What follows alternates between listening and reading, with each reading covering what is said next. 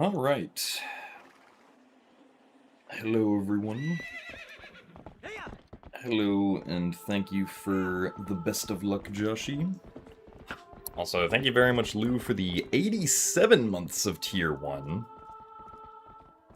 That's a lot of months. And thank you very much as well, Audio Killers, for the 93 months of Prime. And thank you for the good luck as well. So some long-time subscriber numbers right there.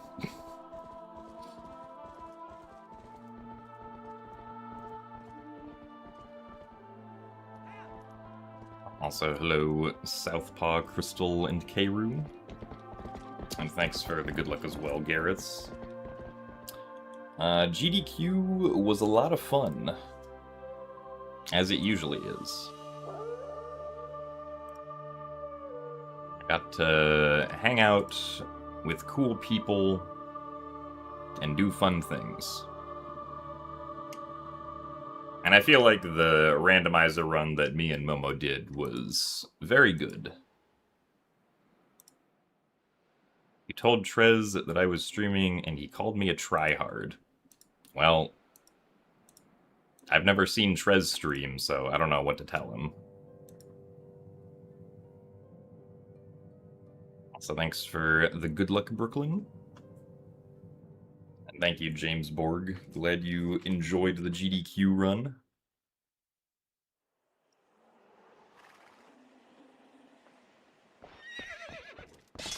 Alright. Get rid of our previous files. I will say that I kind of underestimated how much stuff you have to keep track of at once doing a randomizer run on the GDQ stage. At least especially a co-op randomizer run, because there were quite a lot of points where I just, like, completely missed something that happened on Momo's side, because I was, like, so focused on doing my own gameplay correctly. Also, thanks for the good luck, Radiant Snowfall and Morpha.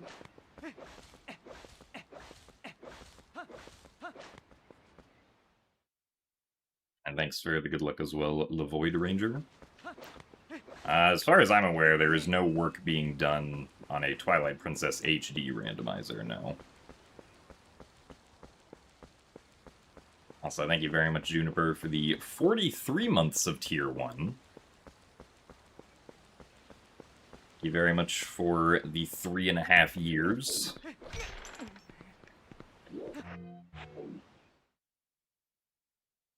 Thank you for the good luck as well. Your YouTube channel has more VODs than mine. I mean, if you're referring to the ZSR channel, I suppose so. But that's not really, like, you streaming, Trez. If you know what I mean.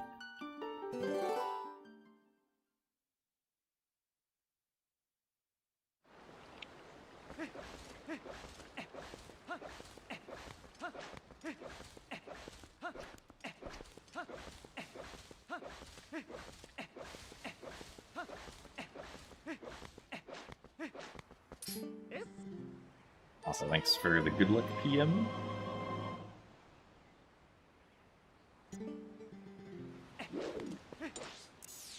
Really? Nice. I don't think I've ever tried to open up the item wheel like that and then instead accidentally open up the map. So hello, Staveticus, Karen Balaj, and Tripero. Thank you guys for the good luck.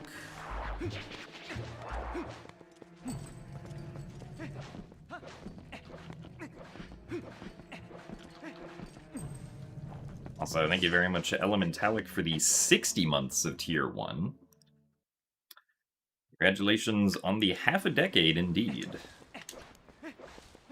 Thank you as well for the good luck. That I will definitely need for Twilight Princess.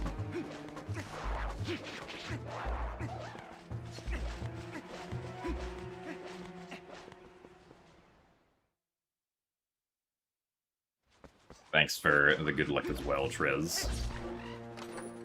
I do not plan on getting Splatoon Raiders now.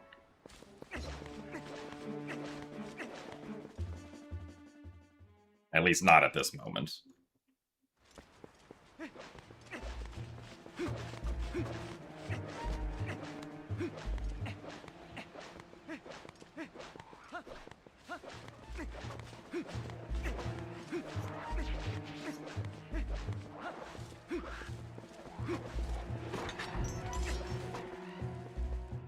So thanks for the good luck, Douglas.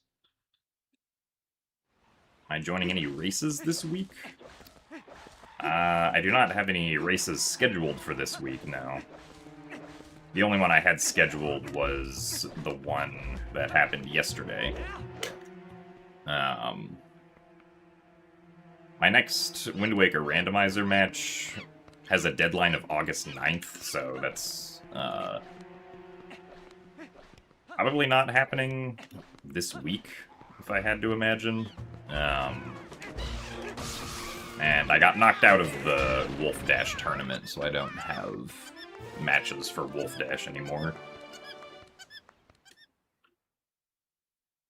Also, thank you very much, Cantaloupe, for the 12 months of Tier 1. Congrats on the 1 year, and thank you for the good luck. Glad that you enjoyed the GDQ run as well. Also, thanks for the good luck, Photon. Yeah, I mean, like, I'm sure Splatoon Raiders as, like, a single-player experience is probably more fleshed out than, like, the Splatoon game's single-player campaigns, but I personally never found any of the Splatoon single-player campaigns to be, like, particularly interesting. With the exception of the Splatoon 2 Octo expansion, I thought that was fun.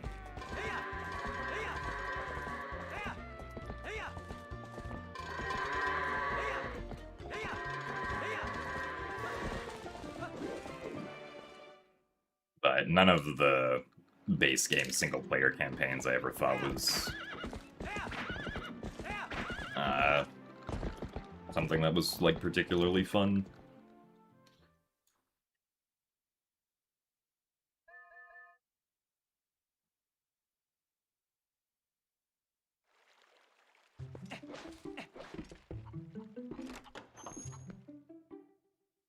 You won't get sub 250 because you do not hate your life enough. I mean, at least I feel like sub 250 is reasonable to obtain for me with my current skill level. Like, I don't even need to hit Gorge Void for it. Also, thank you very much, 64-bit, for the 81 months of Tier 1. Congrats indeed on 9 squared. And thank you very much, Complex Milk, for the 75 months of Tier 2. Thank you for your good luck indeed.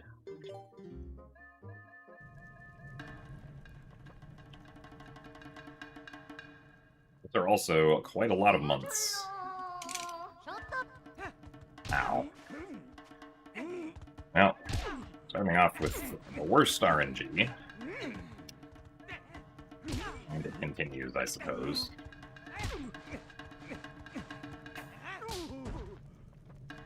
Am I watching the World Cup? I am not watching the World Cup, no. I did have dinner at one night during GDQ where a pub was, like, showing one of the World Cup matches on their screens, and it was very loud. Really? Get out of here.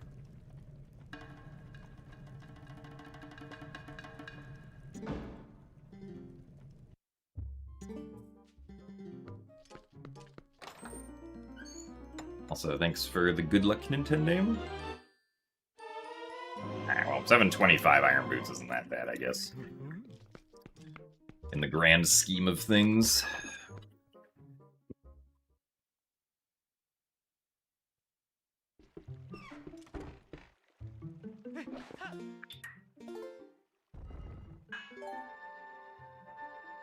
That's true. We did also get seated in, like, a part that did have some level of noise reduction, but... Or, like, soundproofing, I guess. But even still, I felt like whenever something important happened, it got, like, too loud for any of us to hear each other, at least for a moment. Also, thanks for the good look. Hey, it's John and Simply Snaps.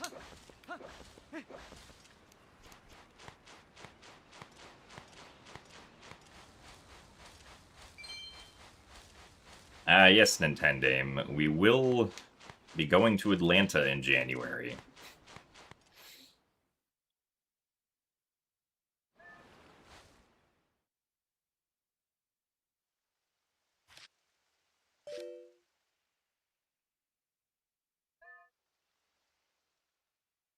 That will indeed be a thing happening.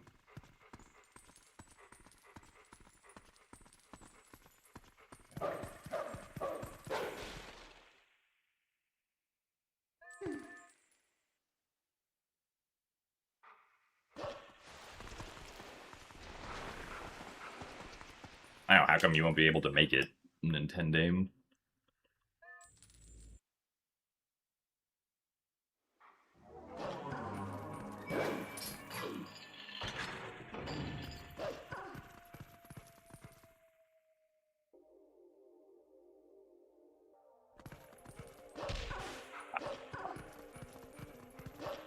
Oh, I see. That makes perfect sense.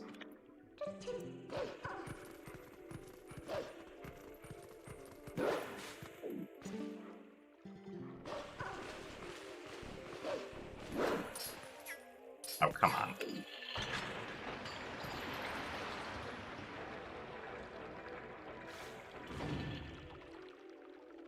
You might be at HDQ again. Nice.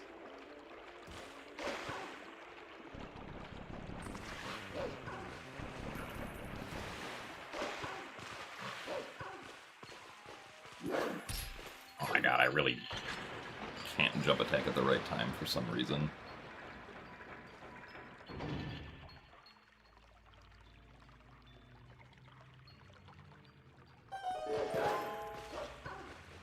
Yeah, I am also kind of surprised that they, like, specified which hotel the event is going to be at already. Because at least historically, we have not known the hotel particularly far ahead of time until, like, it's come time to actually book the rooms.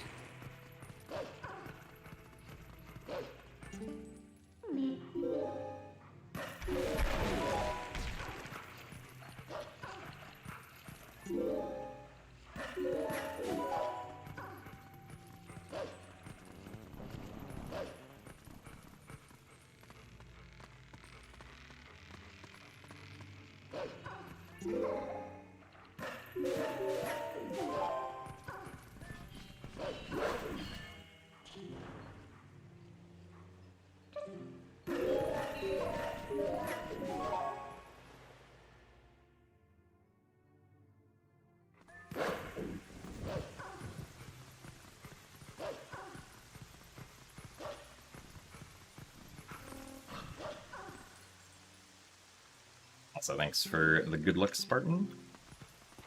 This is not on an emulator, no. This is a GameCube disc being played on a Wii.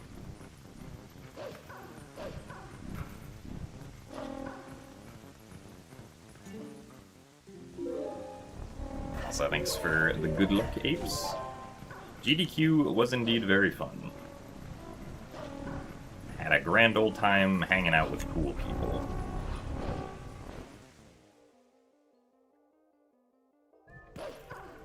Well, yeah, so GDQ, at least a GDQ, is pretty much always, like, the first full week of January that's after New Year's. So, like, the dates that it is going to be in 2027 are essentially, like, as early as it could possibly be, because I think if, like, New Year's was the Saturday, they would have jumped up a week.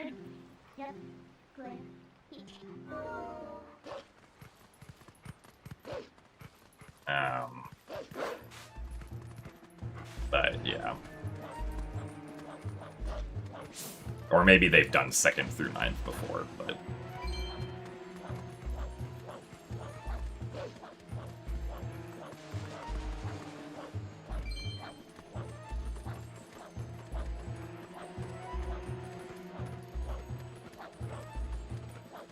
Because, yeah, I mean, already, like, Actually, hold on, let me focus on doing Sword and Shield skip first.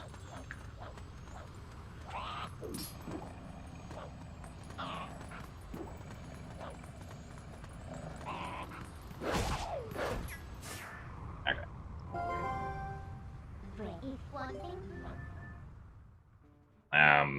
Like, already, just the prices, like, flight prices for flying on the 2nd are already pretty expensive, because it's the day after New Year's. And, like, usually, you know, people will potentially go somewhere for New Year's and then come back the next day, right? So, like... flight prices on even on New Year's itself are like significantly cheaper than flight prices the day afterwards. At least like for me, but I imagine that probably applies to most places.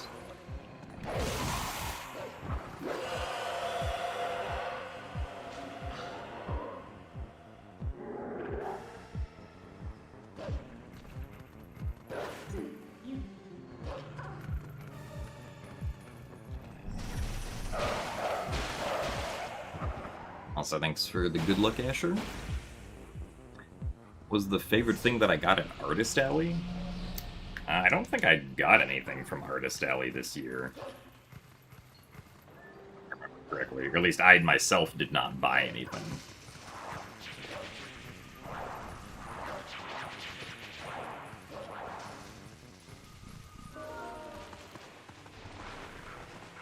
Yeah, I do plan on attending SGL this year.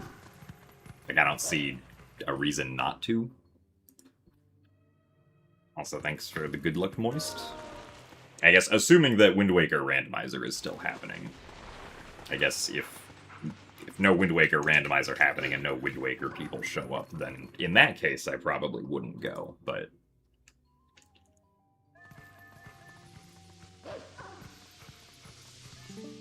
Assumedly, there will be a Wind Waker presence there again.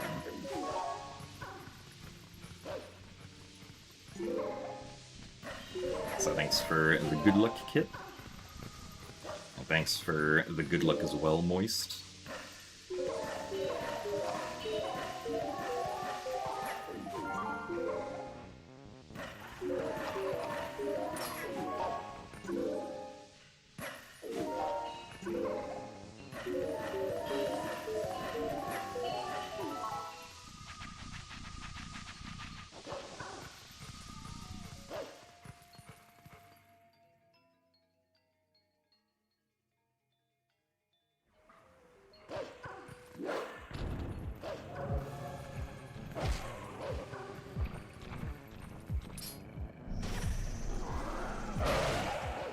Really?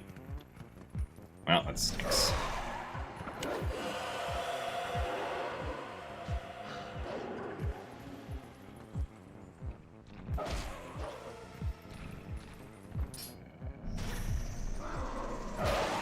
There we go.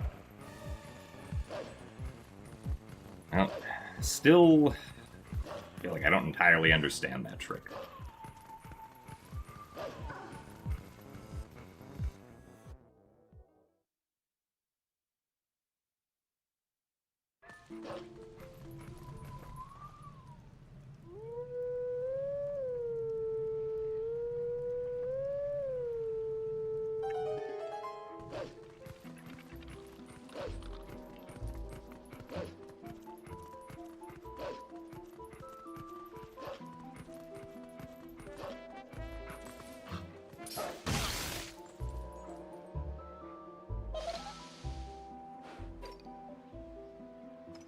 So thanks for the good luck, I'm Alex.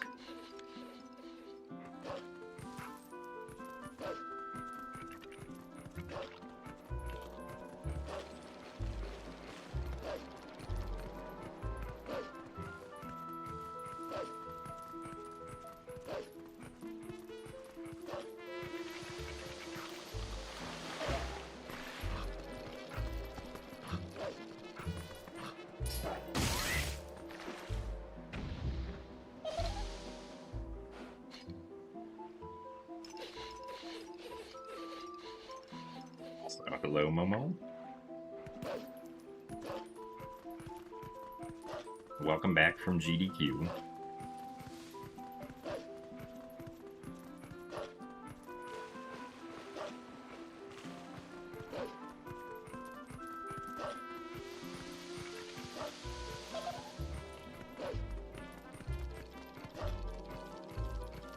Thank you very much, Momo, for the 37 months of Prime. As that angle wasn't good enough to climb up. 3 plus 7 is 10, and 10 is a good number. Ah, yeah, I'd say this is true.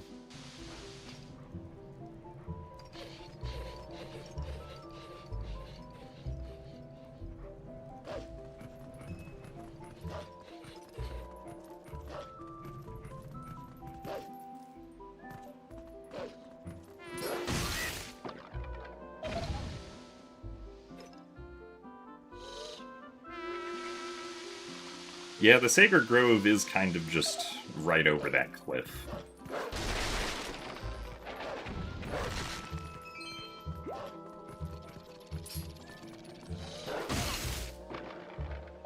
I don't know, maybe no one thought to climb over that cliff.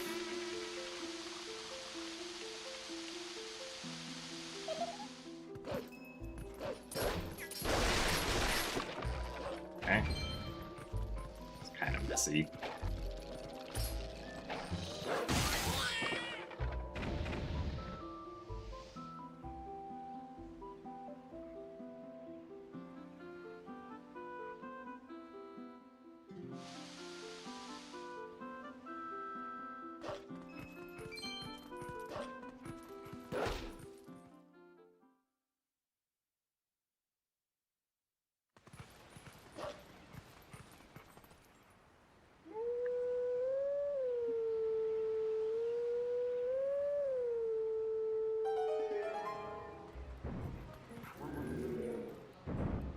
Ah, that's true. It isn't Breath of the Wild yet, so climbing hasn't been invented. Unless you have a ladder or vines, then climbing is invented.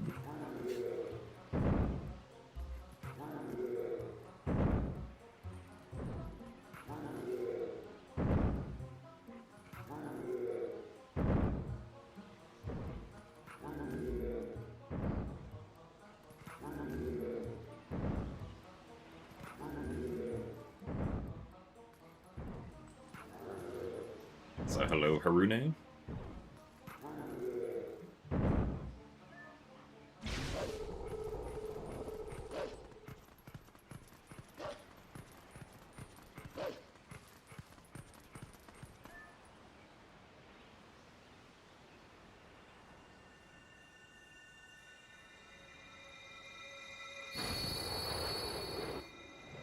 And yeah, failing the super jump once is about 20 seconds, so that makes sense.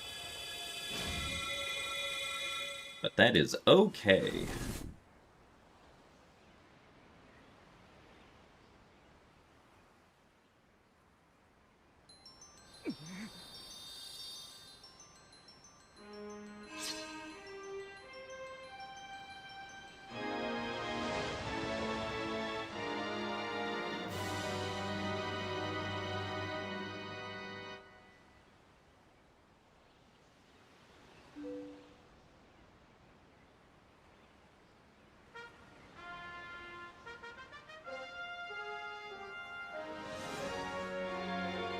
I say the Twilight Princess speedrun community is larger on Twitch than it is on YouTube. Probably?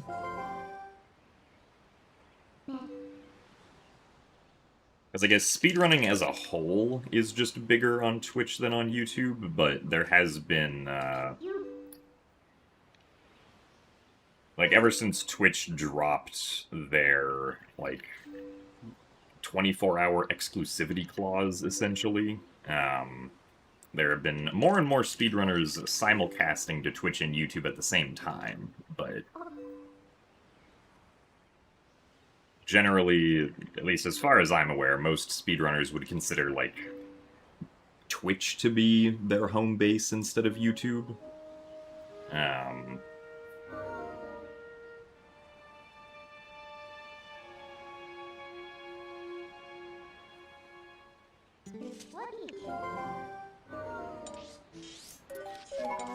But, like, I think the past, like, 2 or 3 events, Games Done Quick has also, like, simulcasted their big events to YouTube. Because, like, SGDQ that just ended 2 days ago was also streamed on YouTube as well as Twitch, and even at one point for, like, 12 hours had more viewers on YouTube than on Twitch, which was kind of interesting. But that might have just been the YouTube algorithm being the YouTube algorithm.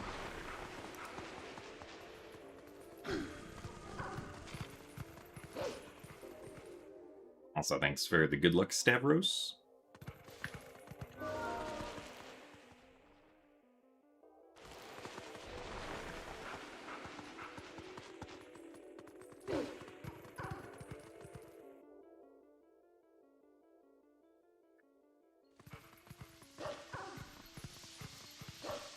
But yeah, like, I'm not aware of any Twilight Princess speedrunners that, like, only stream on YouTube.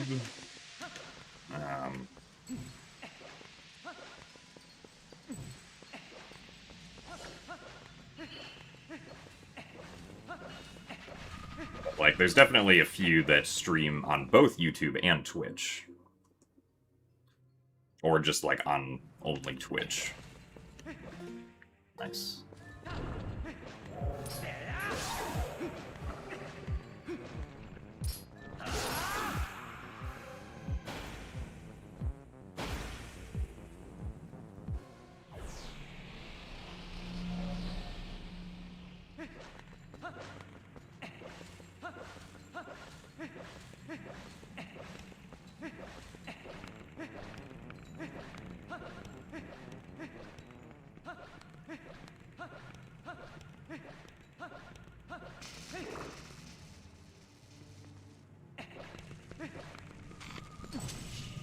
Well, yeah, I mean, at this point, like, I think if you are able to, like, it definitely makes sense to stream to both Twitch and YouTube.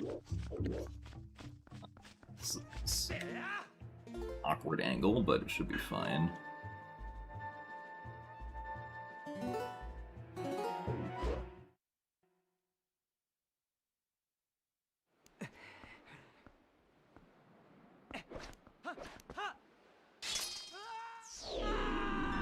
Because, yeah, like, YouTube, like, it's not surprising if YouTube just works better for some people.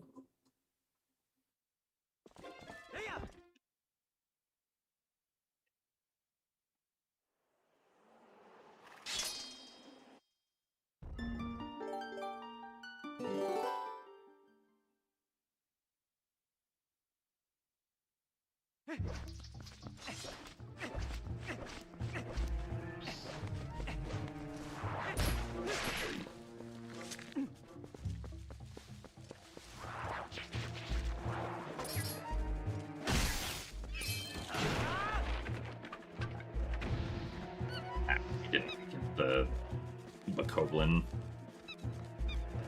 Also, hey, Orion. Thank you for the GGs on the co-op rando.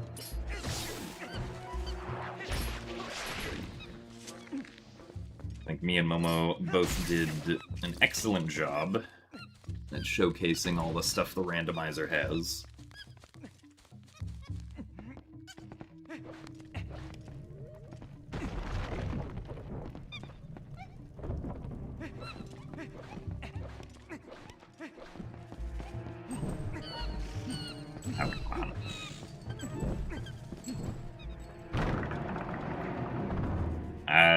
like, streaming to multiple platforms at once does not, like, inherently require any sort of subscription.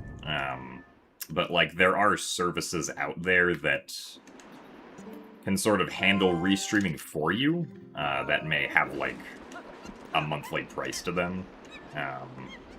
Like, last time I checked, for instance, Restream.io, nice jump,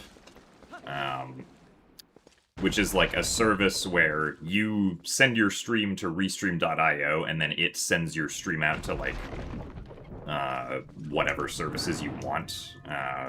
Limits you to only 2 services on their free tier, and also, like, puts a watermark on the stream, which kind of sucks, but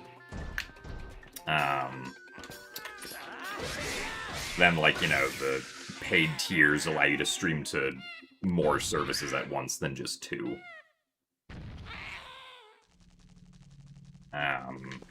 But, like, what I'm doing is I'm using an open source OBS plugin that also just allows me to stream from my own setup to multiple services at once.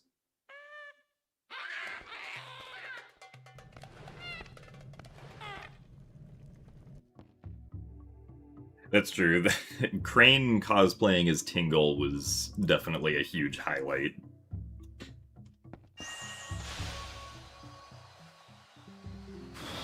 I do think definitely added to the run.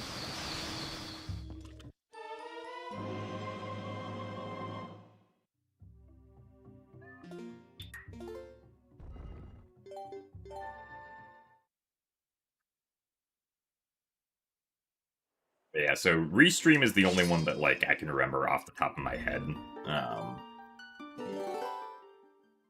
I'm sure there are other restreaming services besides Restream.io that exist. Also, hello, Alan. Thank you for the good luck.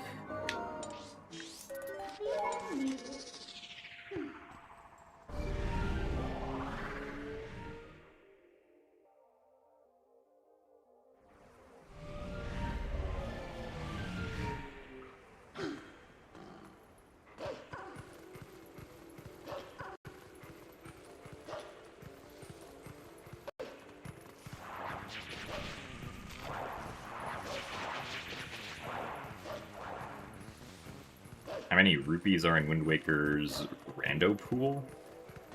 I don't know how many green rupees are in. It used to only be 1 before freestanding rupees, but I don't know how many it is with freestanding rupees now.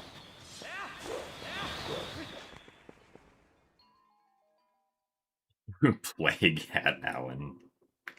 I'm gonna plague Jemima. Just at the start of the game for no reason.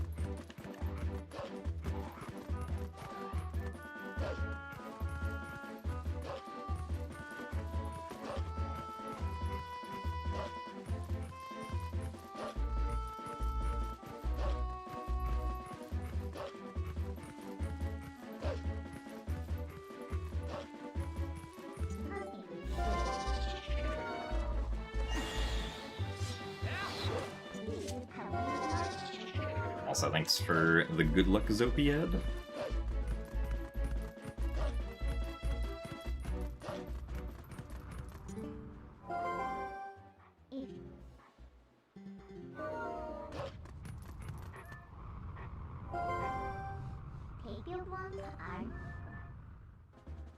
Oh yeah, Alan, I'd definitely be down to get pinged for Cosmic Encounter.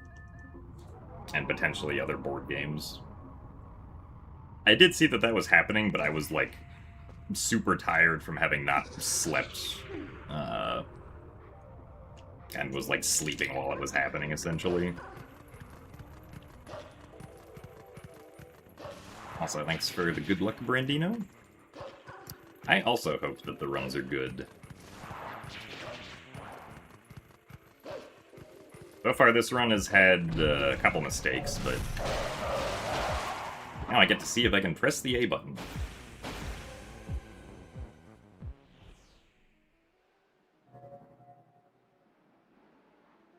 Oh.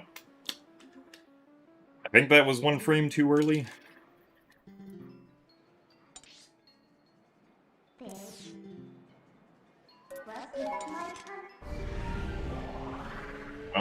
Potential time save has gone down from 1 minute and 13 seconds to about 5 seconds.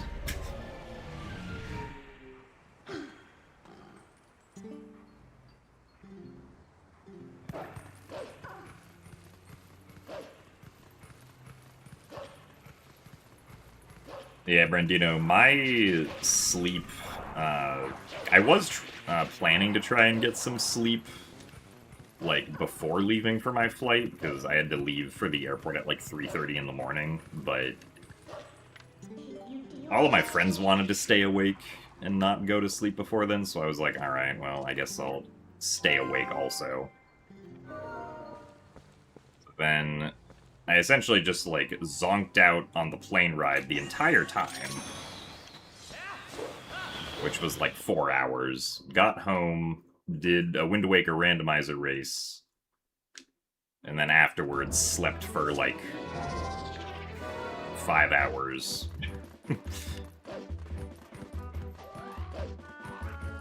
Then was awake for a couple hours, then slept for 4 more hours to wake up at, like, 6 a.m. today. And now here we are.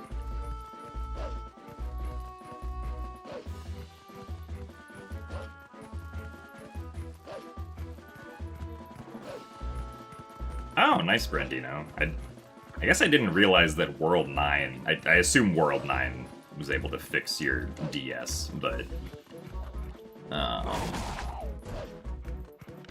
it didn't occur to me that they could potentially do that, but it makes sense if they're able to.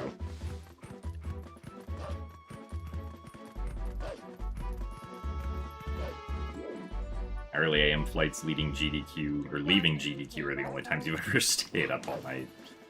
Yeah, I mean, it kind of makes sense, especially with, like, finale happening.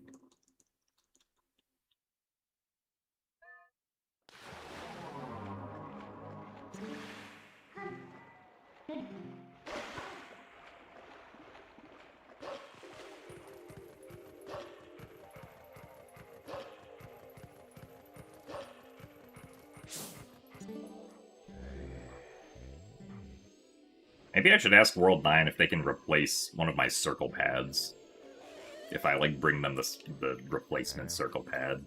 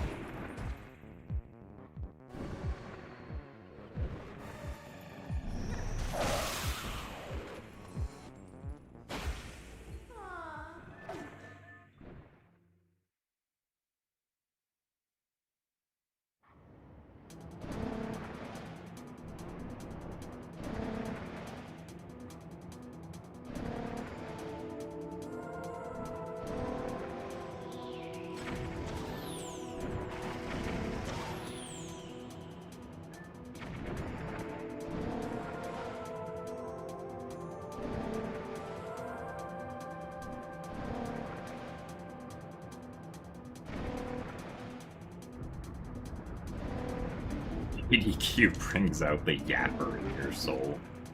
Yeah, I'll admit, Brandino, part of me was like, when I heard that you had lost your voice, part of me was like, yeah, that makes sense. You talk to a lot of people.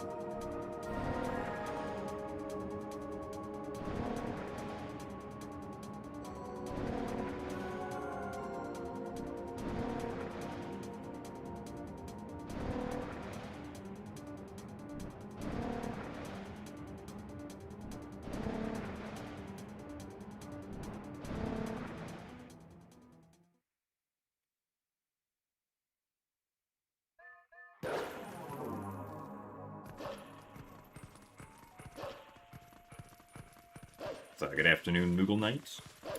I'm feeling pretty good, since I finally got a good amount of sleep.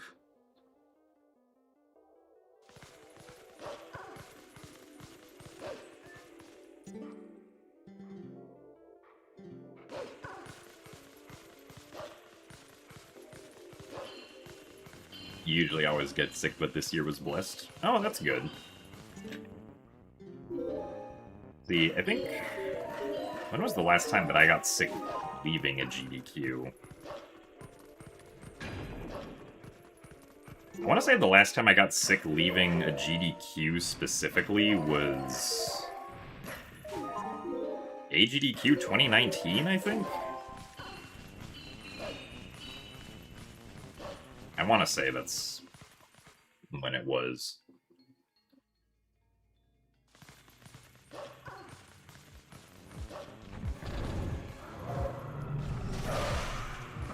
I've gotten sick leaving some other events, though. Like, I think I got sick leaving SGL one year.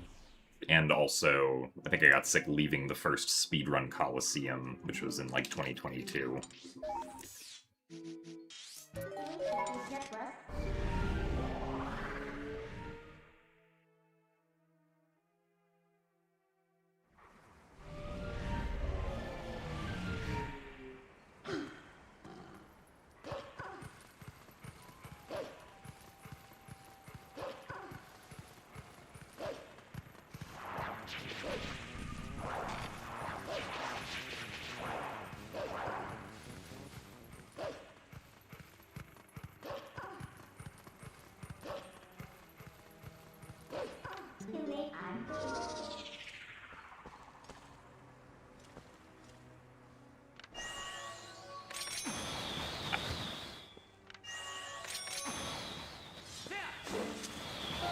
Really?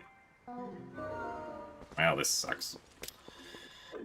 I thought I was far enough.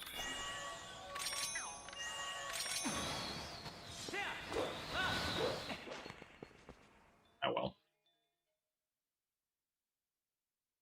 I should probably do another target there, because I keep on not getting a far enough jump attack on the second one to hit the loading zone.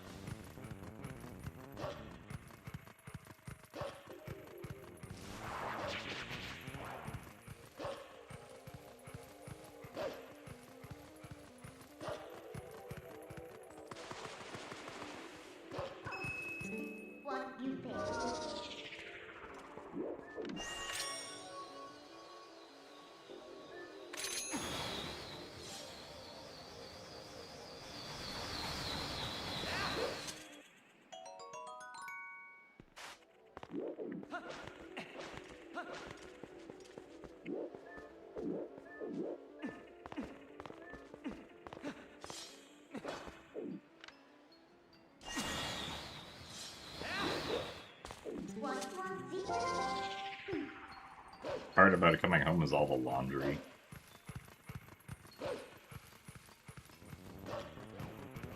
I feel like the worst part about coming home is that I don't get to see some people for another 6 months. But I guess the laundry can be bad too.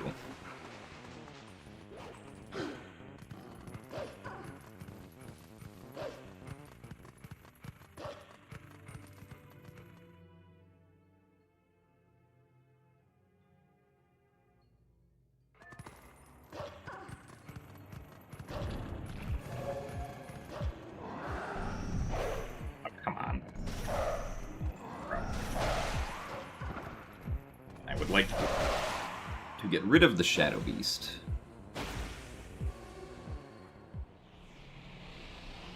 Yeah, the time loss here, aside from Gorge Void, is The failed attempts at fair and escape.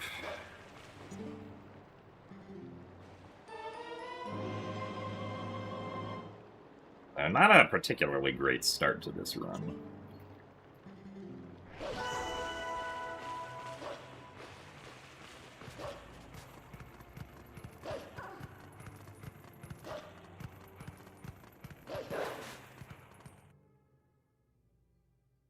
Hello, haha.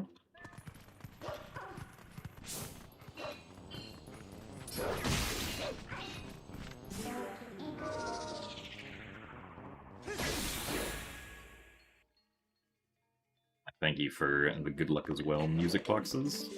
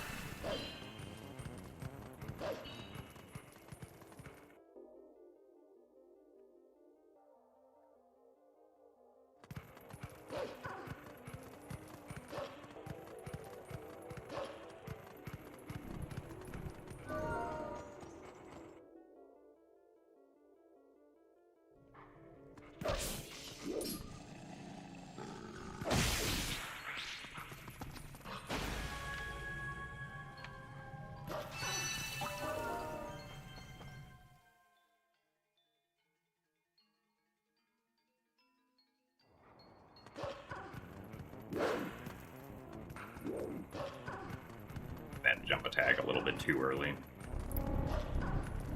Or I guess it just like not the right angle.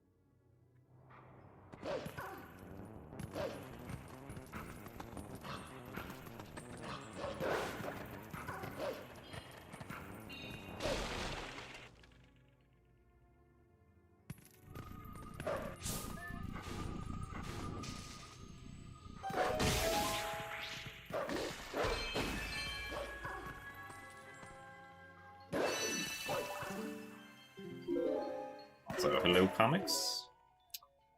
Good luck on the work. And thank you for the good luck. It was nice to see you too.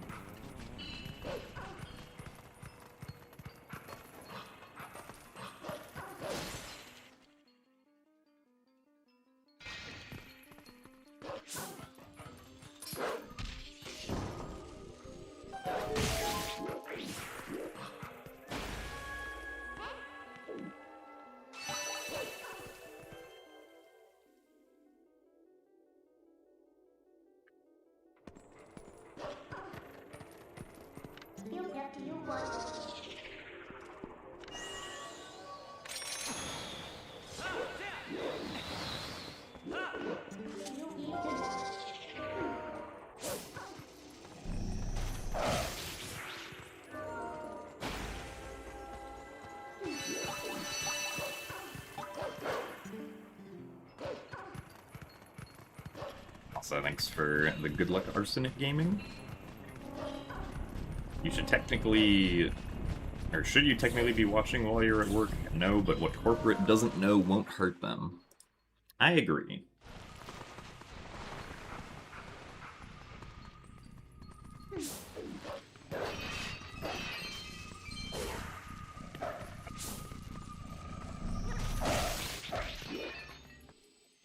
Not expecting there to be a blue rupee that popped out there. But I guess on the bright side, now we got lots of rupees.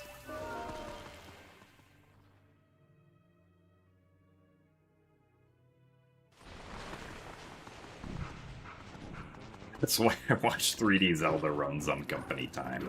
Exactly.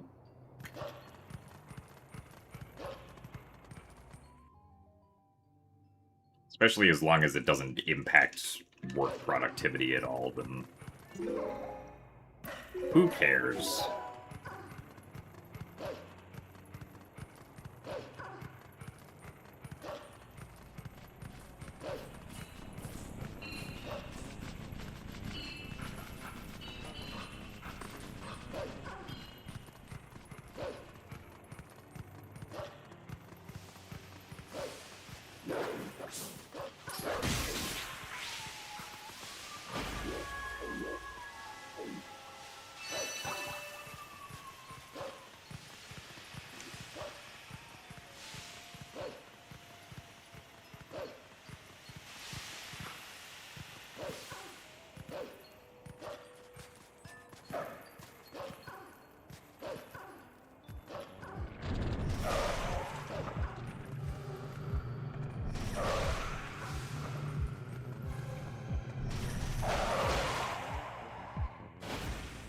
Also, hello, WDC12.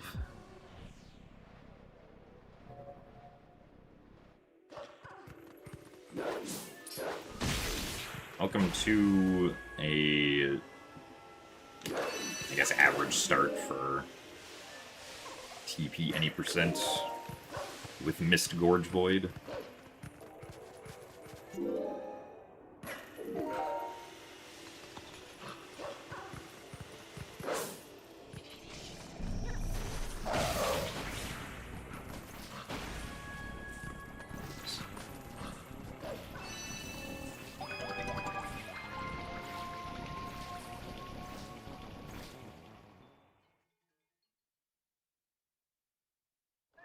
Started playing through this again the last few days. Oh, nice. Glad you've been enjoying it.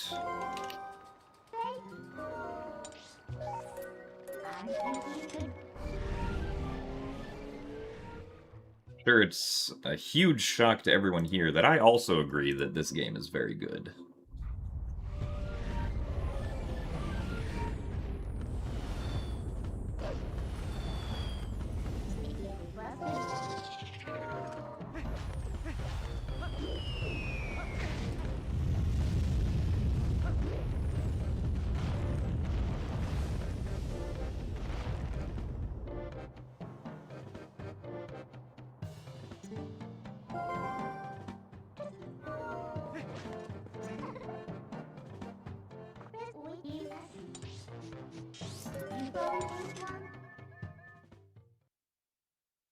Thanks for the good luck, Ryan.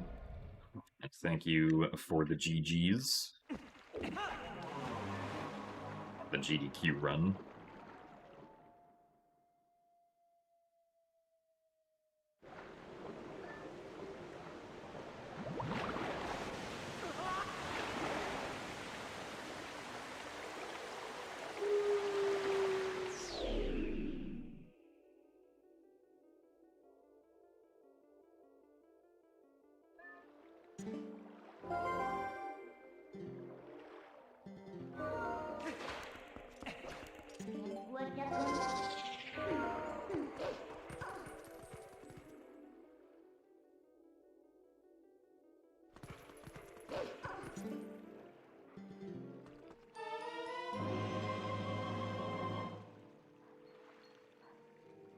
So thanks for the good luck, Soup.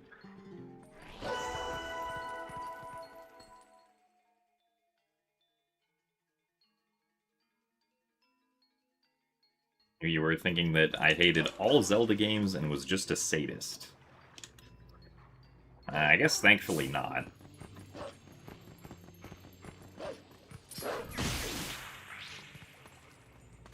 I do indeed speedrun games because I like playing them.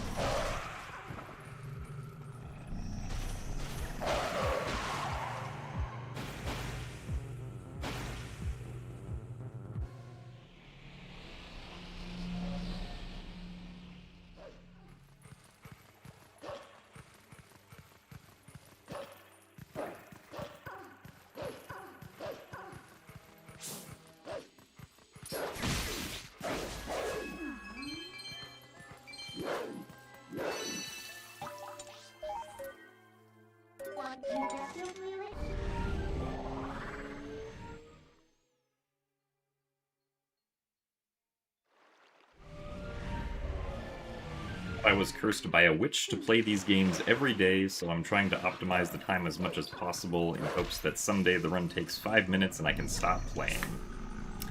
Well, this would make for a very good story. This is indeed not the case.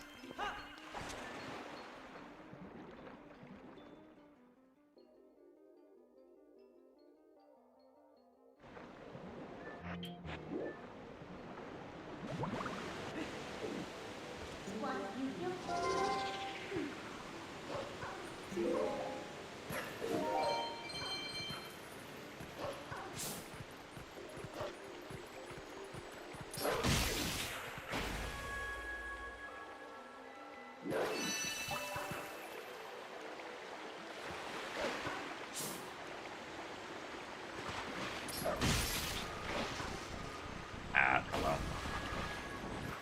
Okay, cool. Love when Wolflink decides that he doesn't have to get on the lily pads at all.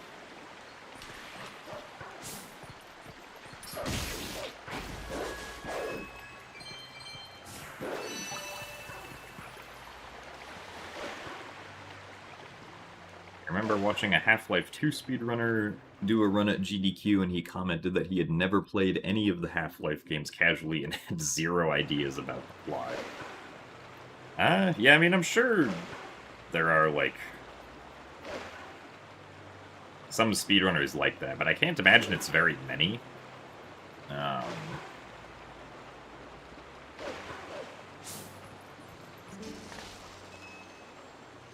I know there's definitely some people who,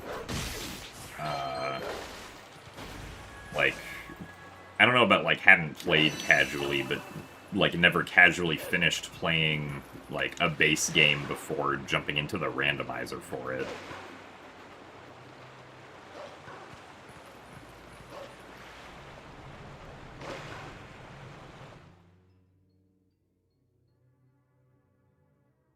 I feel like that's probably more common than just having literally, or like, jumping into a randomizer or a speedrun without having literally ever played a game at all, casually.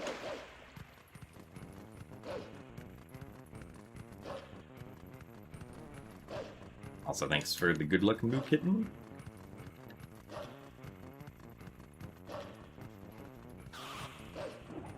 So thanks for the good luck, Tiago.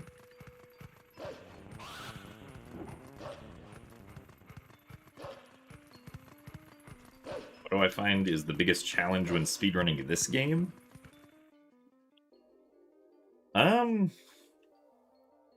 mean, generally, speedrunning in most games, and, like, this game as well, the thing that's always the biggest challenge is being consistent at things. Because, like, this game has a lot of tricks that are hard to be, like, extremely consistent at.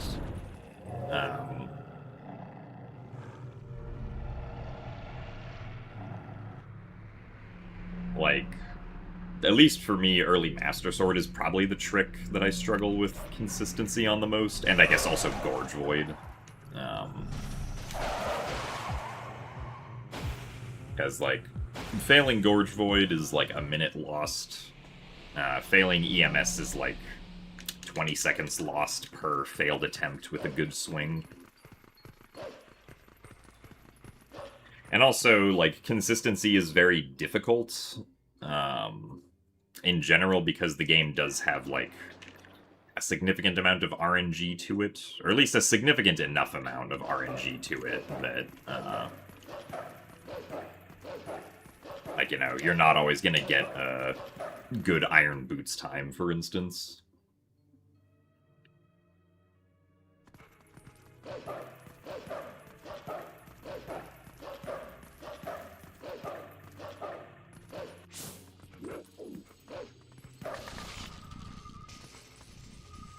Like here, this bug was supposed to jump out to the left, but didn't, so I lost 4 seconds.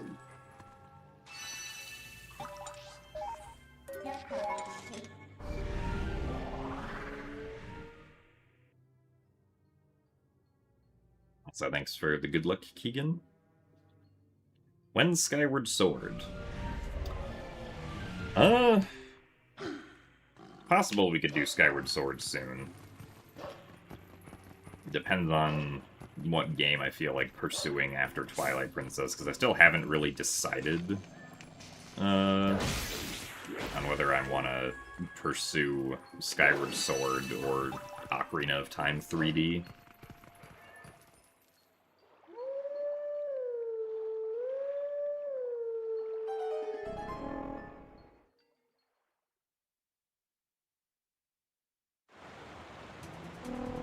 Also, thanks for the good luck, Kadrin. The Keegan was a user in YouTube chat.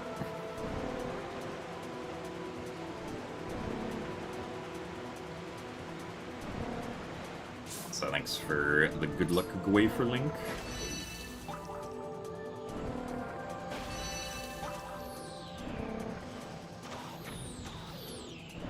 Link's crossbow training?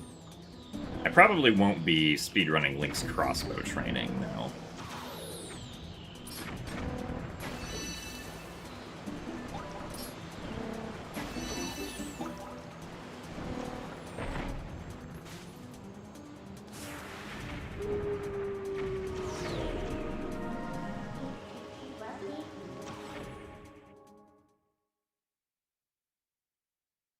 I mean, if for some reason Link's crossbow training ever becomes, like, a super interesting speedrun,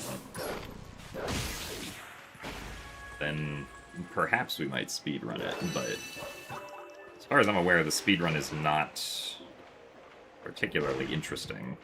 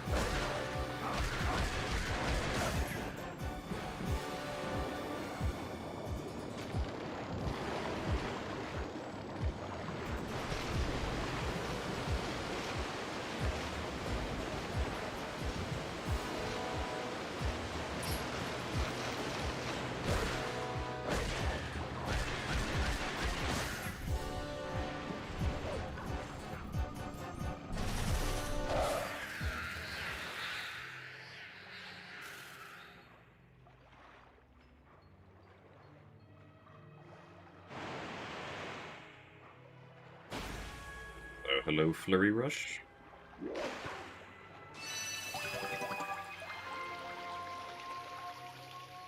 How are you finding the OOT speedrunning?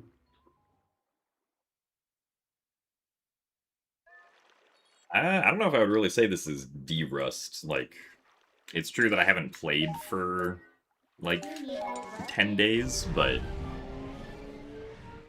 I generally remember how to do everything.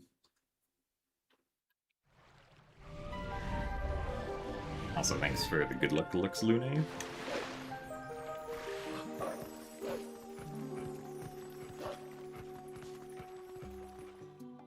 You're stuck at the Ganondorf wrong warp.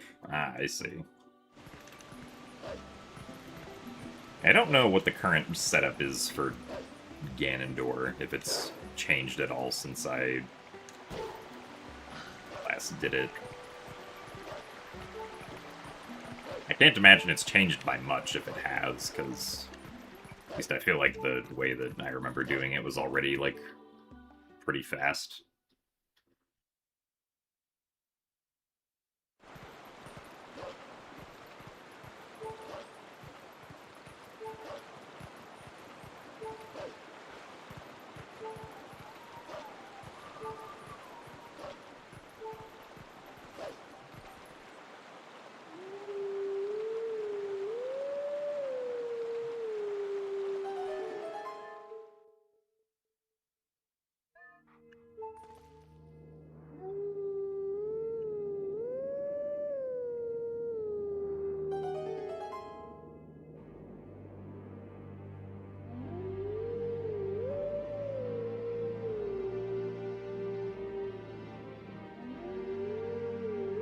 So thanks for the good luck, Mason. Is mayonnaise an instrument?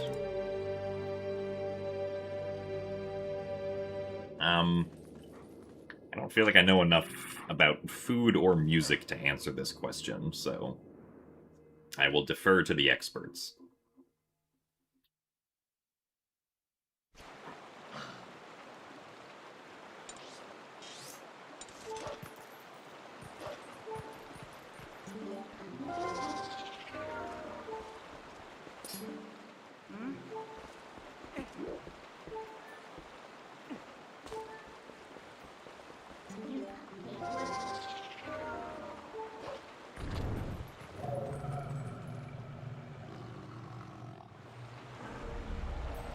You play GTA 6 on a loaf of bread.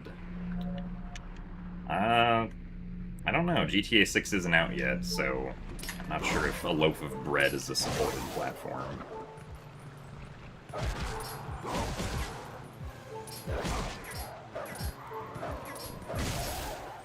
Really?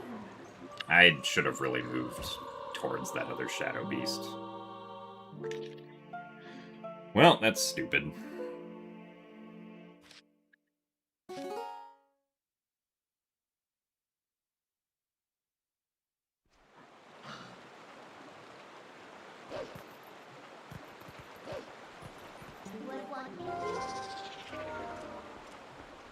We don't have Midna on our back because we have not completed the Midna's Desperate Hour portion of the run, which is what puts Midna on your back in non-Twilight areas of the game. Because before that, story-wise, Midna is not part of the world of light.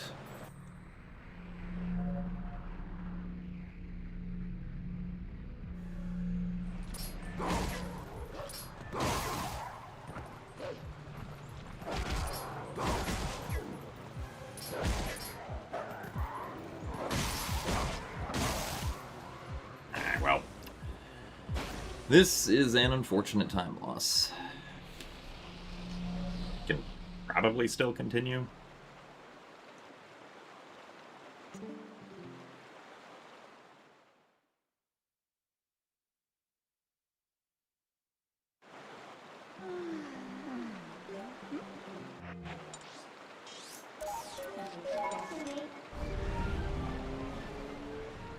Yes, it would be significantly easier if we had Midna on our back there, but unfortunately we do not.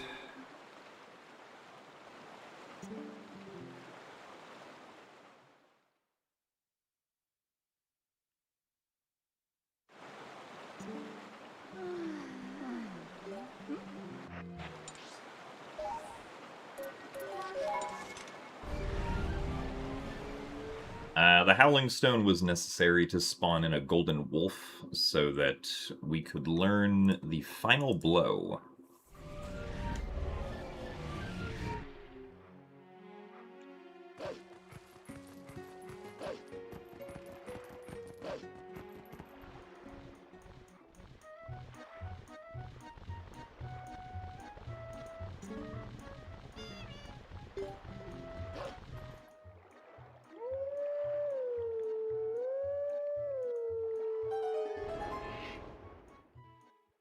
So thanks for the good luck, Pounce.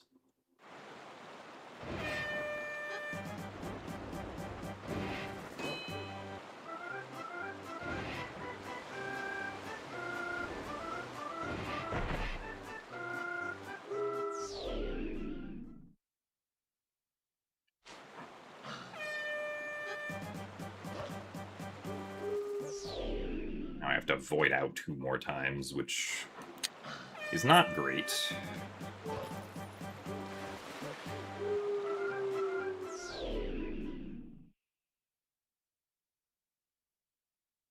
That's bad, I think. Yeah. Alright, well, I guess that's why we jump attack and don't,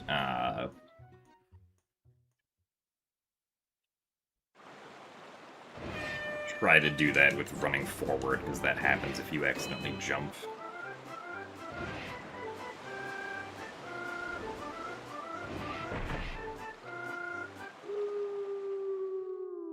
So the reason we don't use the Lake Hylia stone and learn it on the way to Arbiter's Grounds is because when we learn Ending Blow, the game will force you to respawn back in Farron, regardless of where the Golden Wolf actually is. So if we were to do it with the Desert Golden Wolf, we would then get sent back to Farron, which would kind of interrupt our routing as we try to go to Arbiter's Grounds.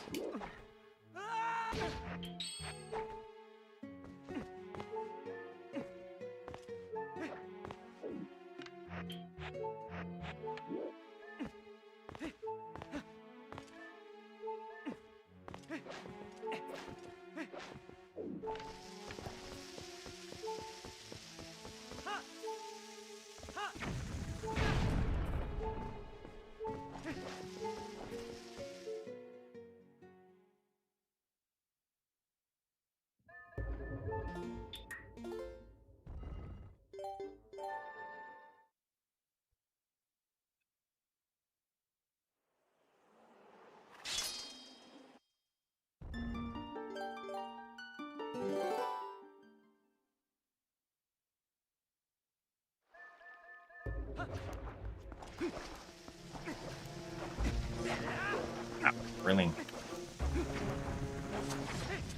Damn, that was dumb. I did not mean to jump attack there in midair.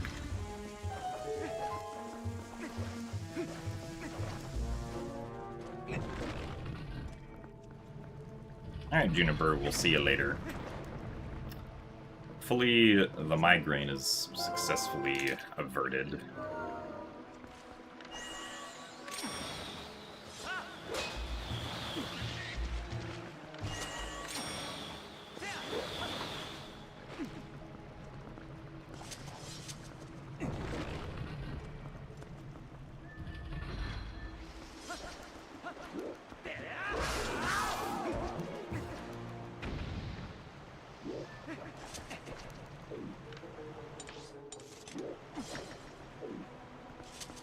Really? That's the part that I failed.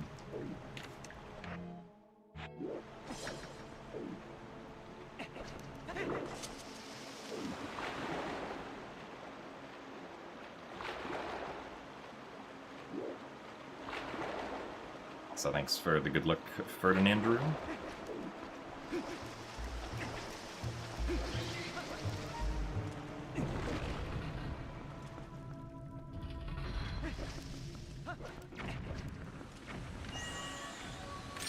Oh, come on.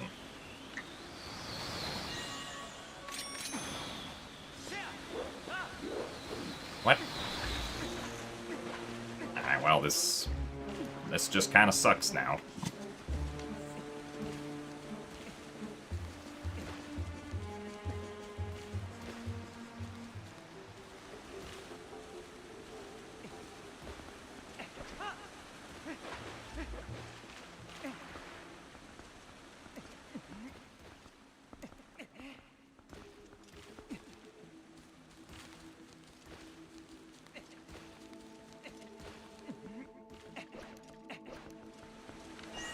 Boomerang decided to move in an inconvenient way.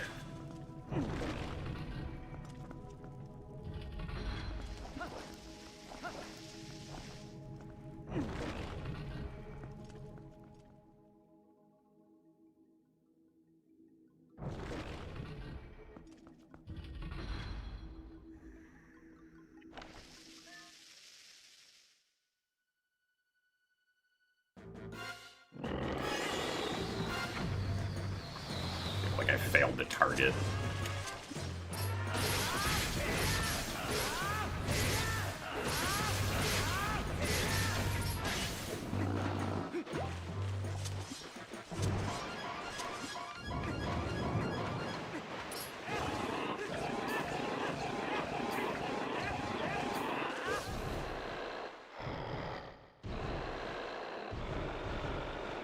Alright,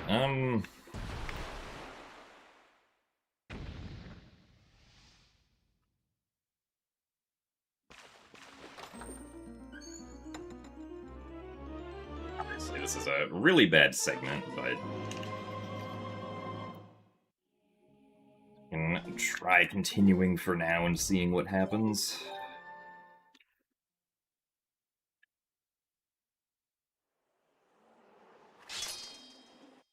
You know, ideally we don't lose almost 3 minutes there.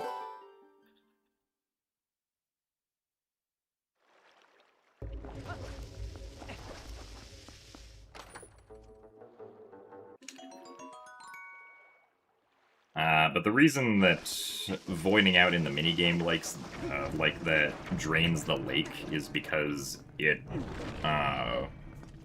essentially reloads Lake Hylia in a state that it's never supposed to be loaded in, and the water in Lake Hylia is not just loaded by default, it's loaded based on what layer of the map is loaded, and that layer of the map does not have the water on it at all, because it's not supposed to be a layer that's ever used.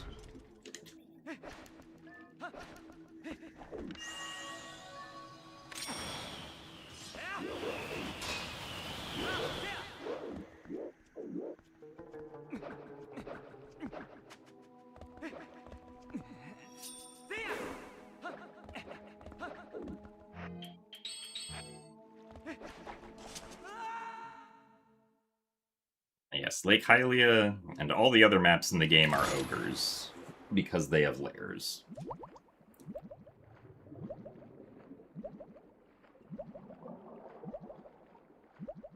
So thanks for the good luck, JZG Link.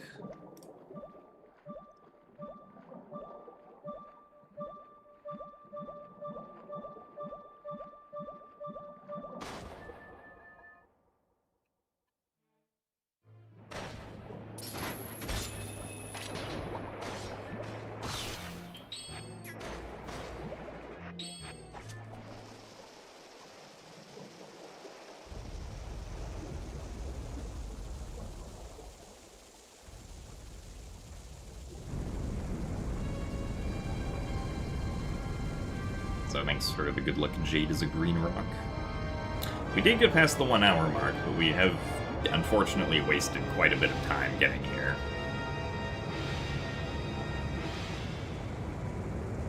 Also, thank you very much, Blood Isaac, for the 64 months of Prime. Thank you for the good luck as well.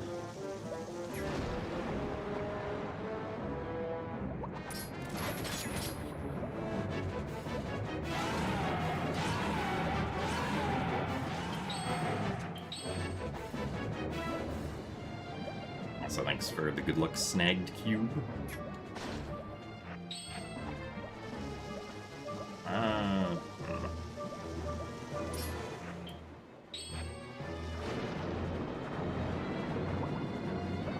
gonna get eaten here, but I think this is better than letting Morfield go around.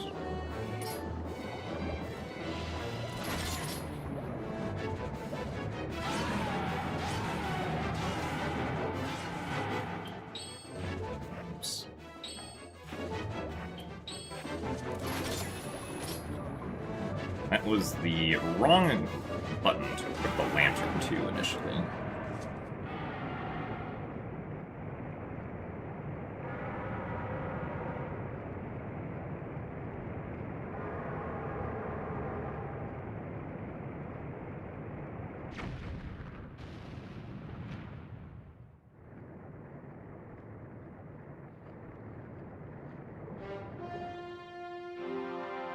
Well, so the way that, like,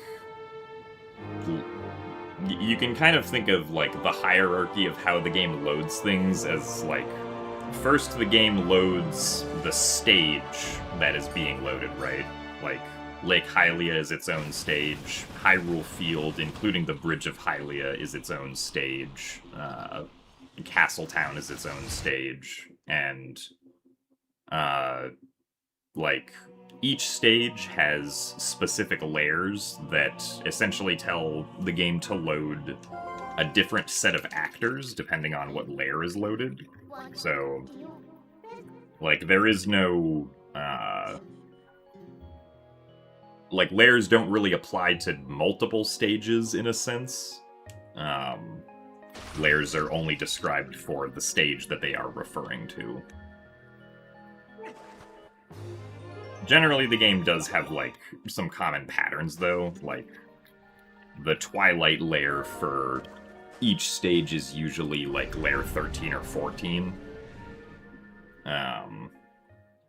Which, if you load into, will apply, like, the Twilight particle effects and lighting.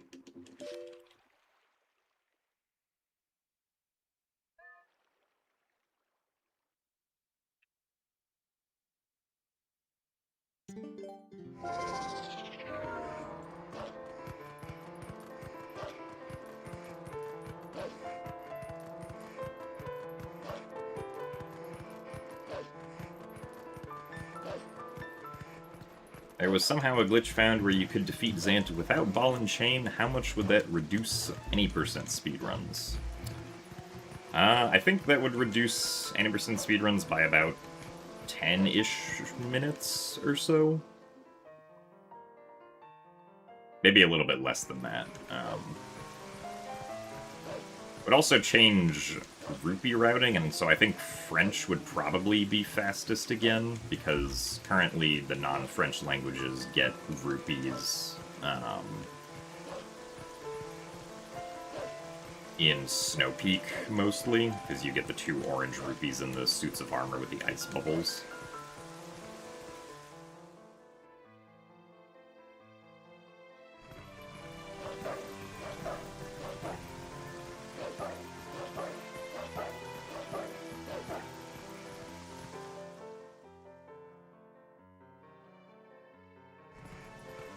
So thanks for the good luck, Jay of Spades.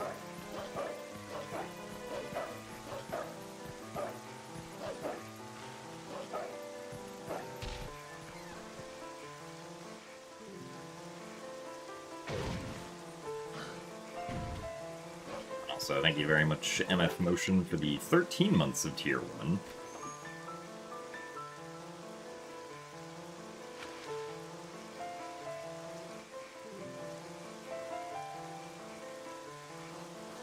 Thank you for the good luck.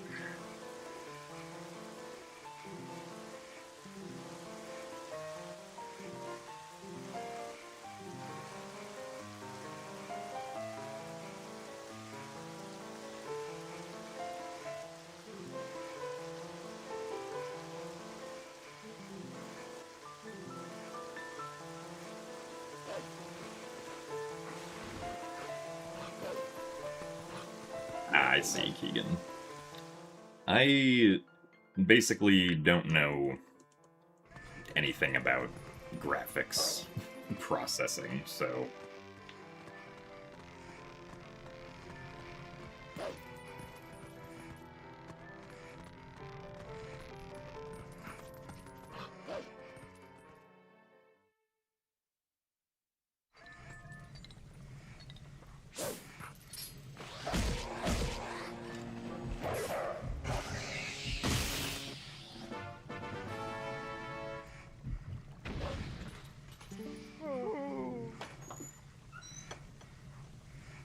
I have fun at SGDQ? I did indeed have fun at SGDQ. Would do again. How many new shirts did I get? I don't think I've ever gotten more than one new shirt at a GDQ at a time, because I usually only get the runner shirt if I'm a runner.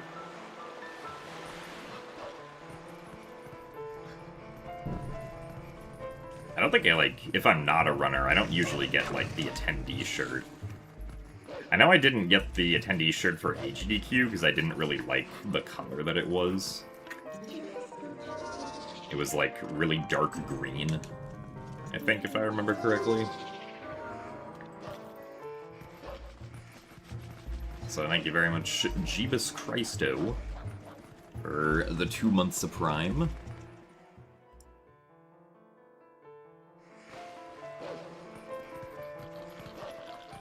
Do appreciate it.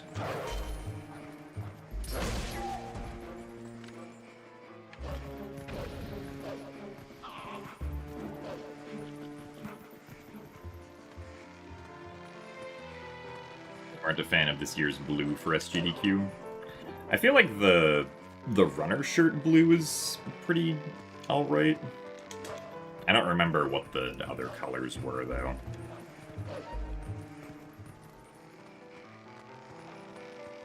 Oh, the dark green was SGDQ 25, okay. Oh, no, that's right. I did get the runner shirt for AGDQ, despite not actually doing a run.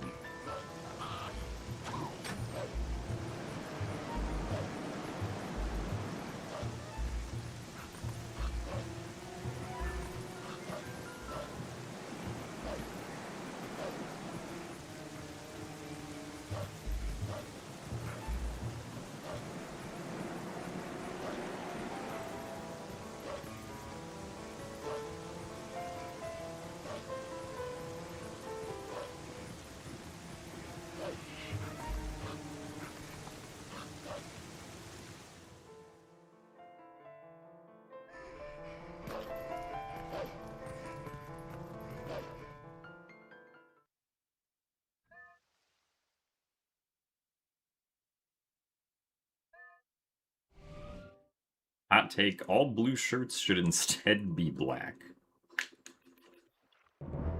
I mean, yeah, I guess I don't agree with that, so maybe it's a hot take.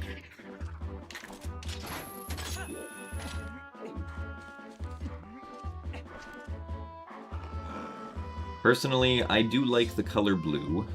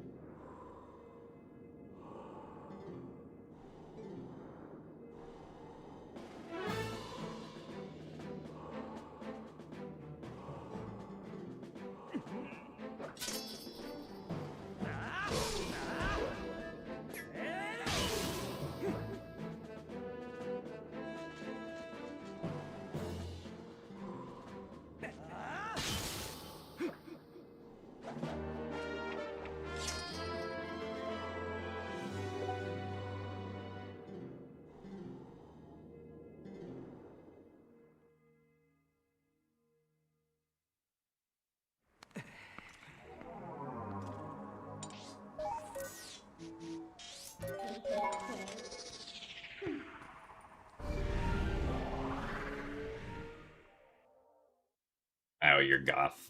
Yeah, I can see why you might prefer black then.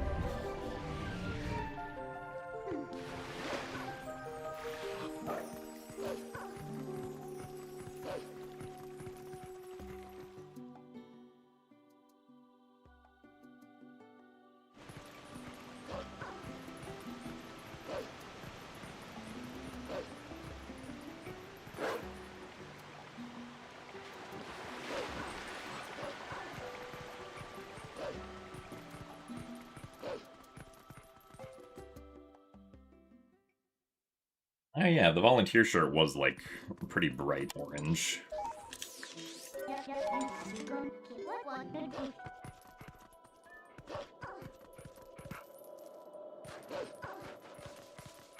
Also, good afternoon, Boss Lady Trey.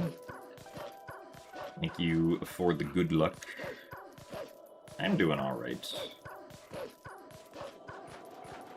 Could have done a little better on this run so far, but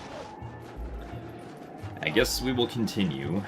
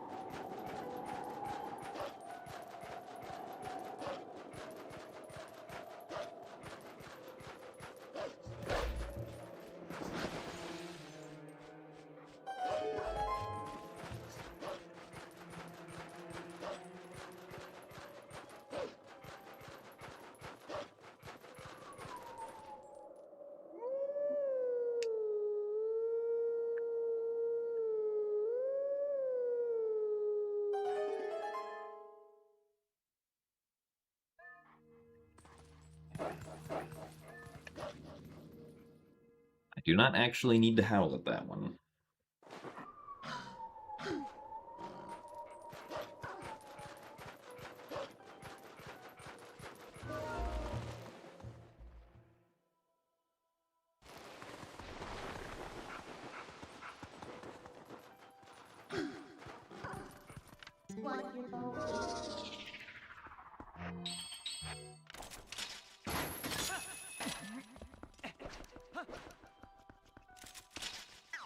I might not be able to go into first person consistently there.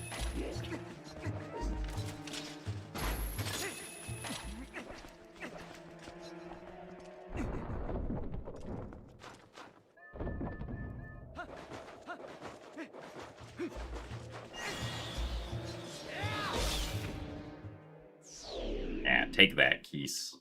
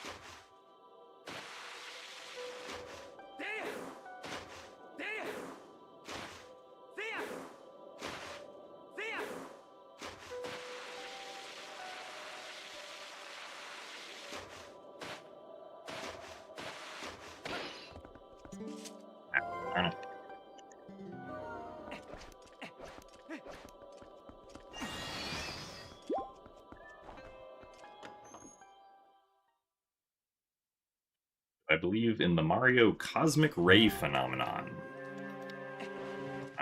If you're specifically referring to the tick-tock clock upwarp, it is certainly an explanation that could make sense. Last I heard, but... I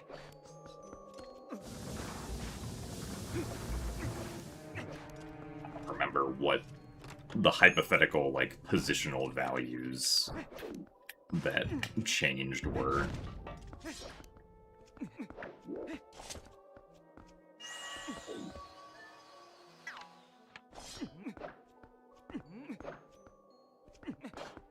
Really?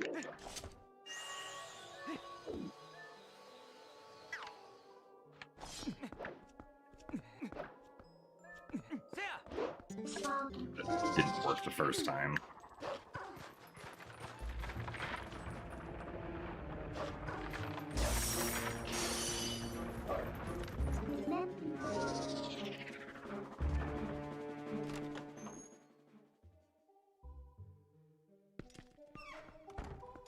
Wait, just a cartridge tilt?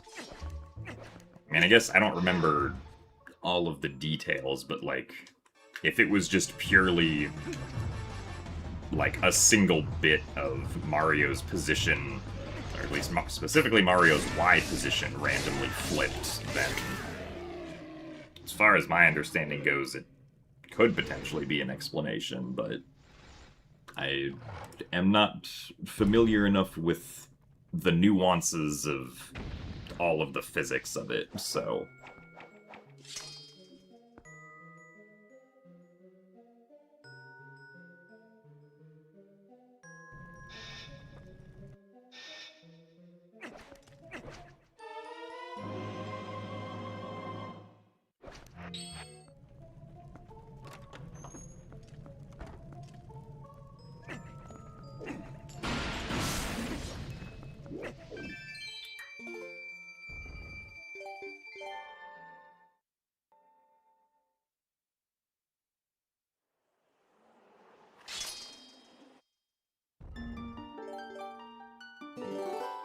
Hello, Acacia Grove. Welcome to a run that is behind, but could potentially be ahead in a couple splits. I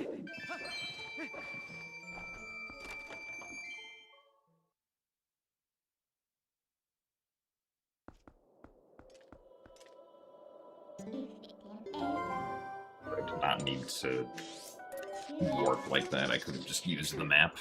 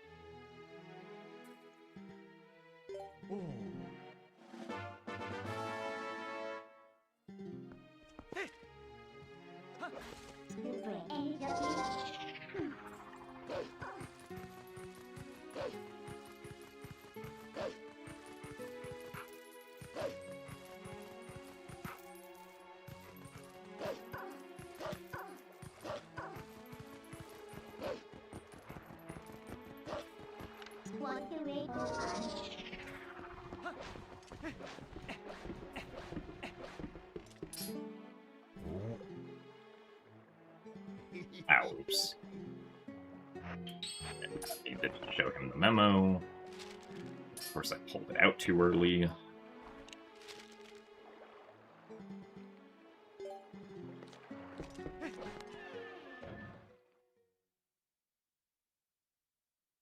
just beat this game for the first time last week. Ah, nice. Glad that you enjoyed it. Now you can see how the speedrun works if you've never seen the speedrun before.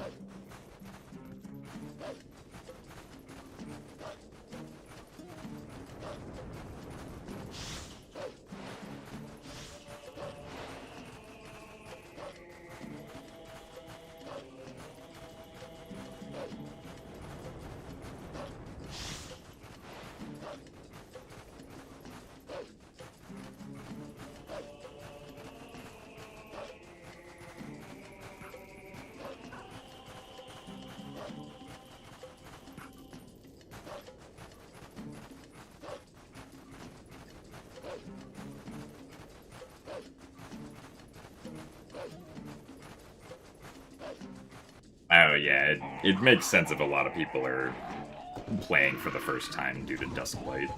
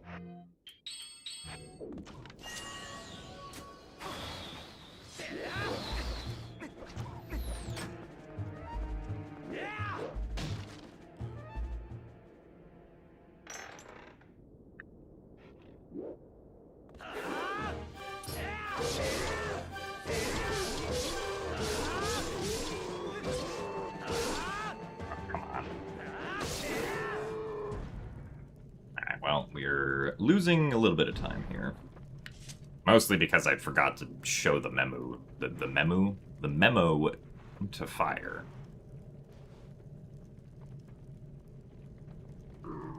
Also, thanks for the good luck DDVX.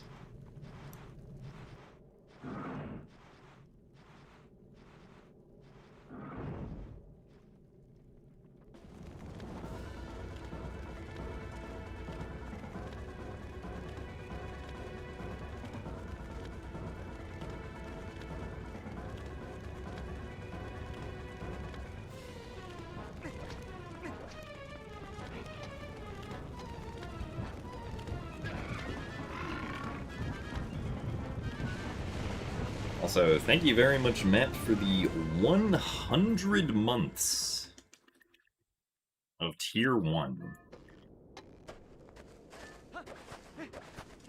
I congratulate you on making it into triple digits.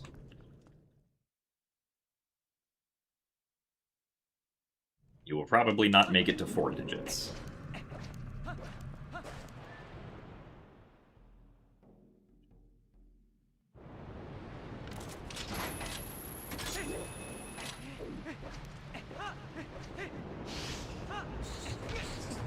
Really? Why does that roll suck?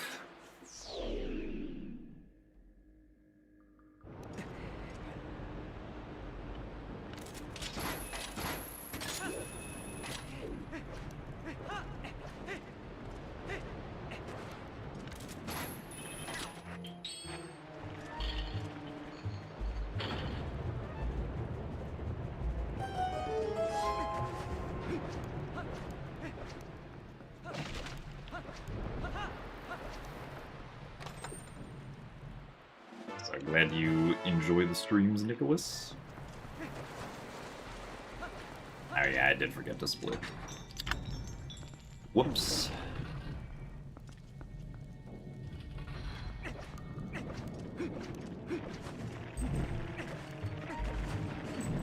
I mean, granted, I don't think anybody is making it to 4 digits. Even my own automatic subscription to my channel is probably not making it to 4 digits.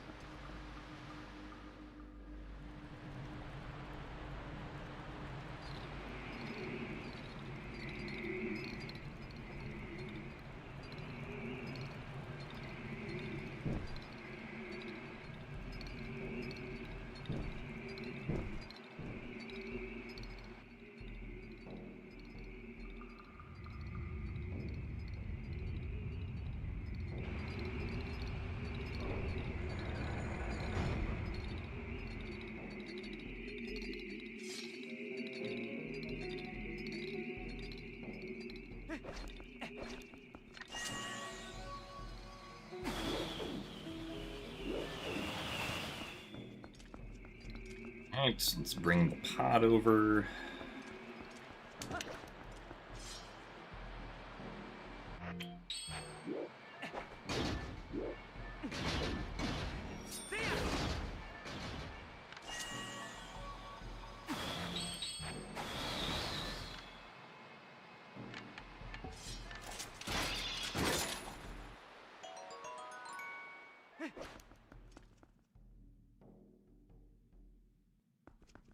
Thanks for the good luck, Koj.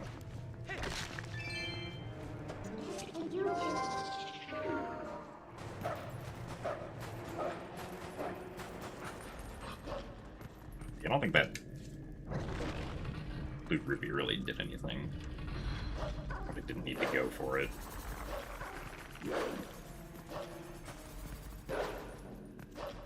I guess, actually, yeah, getting... I don't know, maybe I should have gotten the red. Yeah, if I'd gotten the red, then I wouldn't have to worry about avoiding the text box later. Not the biggest deal in the world.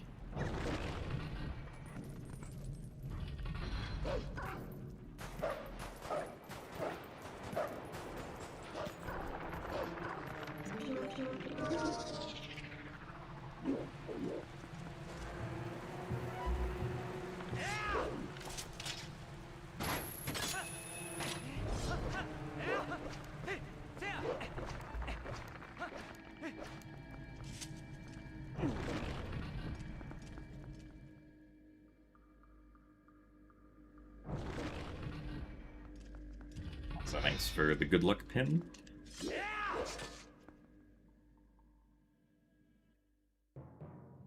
As far as I'm aware, I do not have any fangirls in my DMs.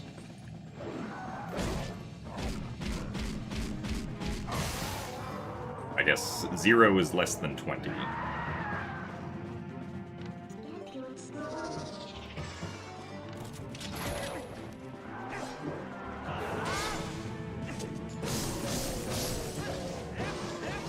Yeah, that was one less hit than it should have been. Ow.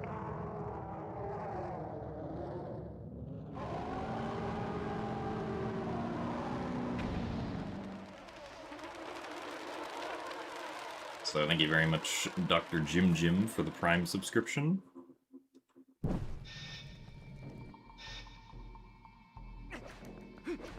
You for your support.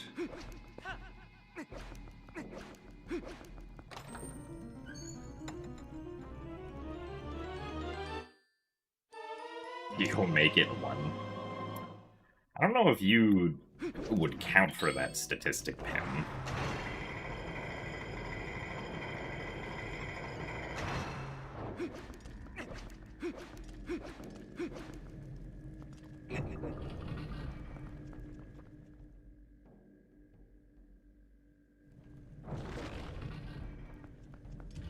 Favorite movie? My favorite movie is Castle in the Sky. I haven't seen a whole lot of new movies in the past, like, few years.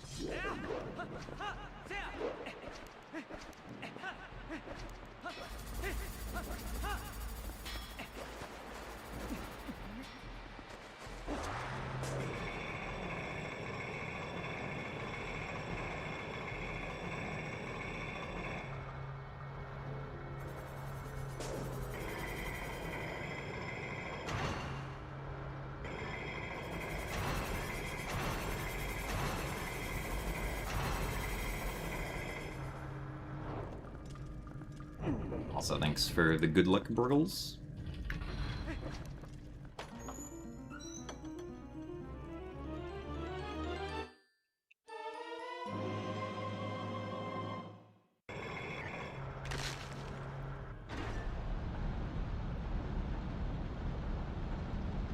Maybe the Zelda movie will change that.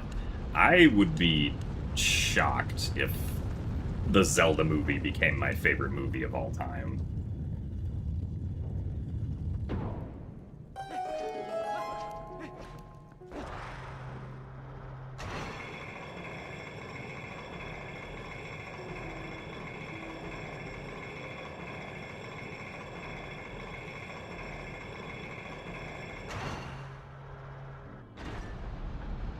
Oh, you mean for watching new movies? Well, yeah, I do plan on watching the Zelda movie in theaters, regardless of if it's, like, good or not.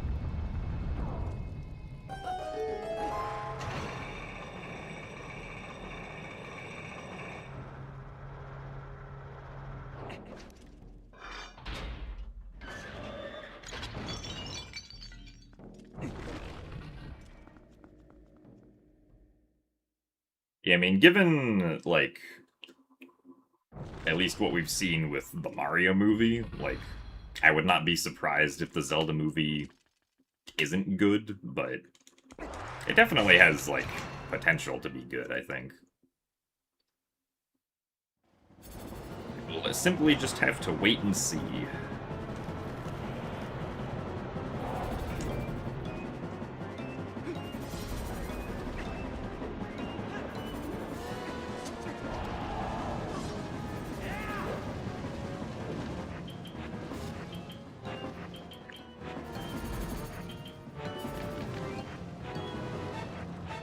Oh, oops. Did not look all the way up, apparently. What? Darn it. Well.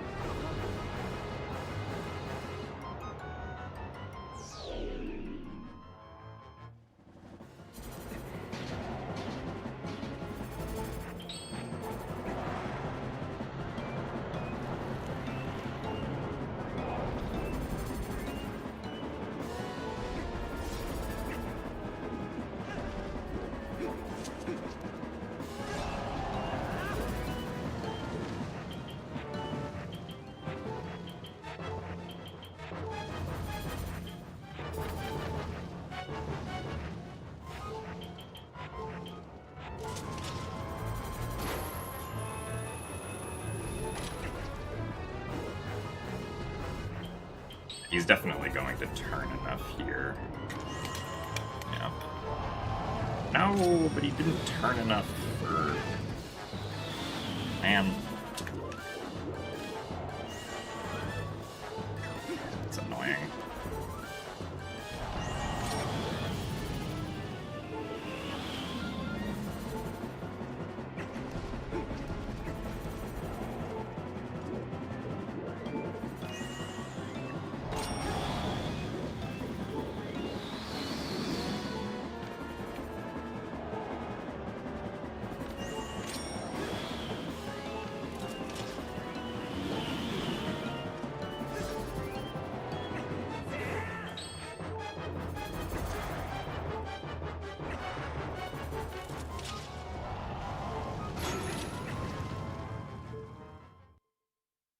Alright, well. I think that's going to be reset, unfortunately.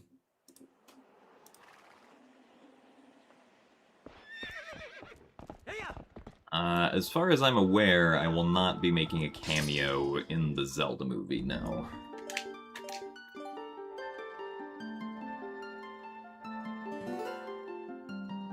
I ever burned out speedrunning? Not really. But I think that's also because I speedrun, even though they are all 3D Zelda games, there are just a lot of 3D Zelda games, and so, like, if I feel like I could potentially burn out speedrunning one of them, then, I can just switch to focusing on a different one.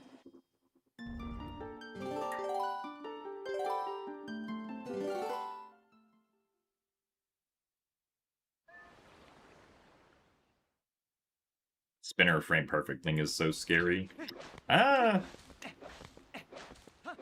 don't think it's that bad, because, like, if you accidentally get off the spinner early, you can just retry it immediately.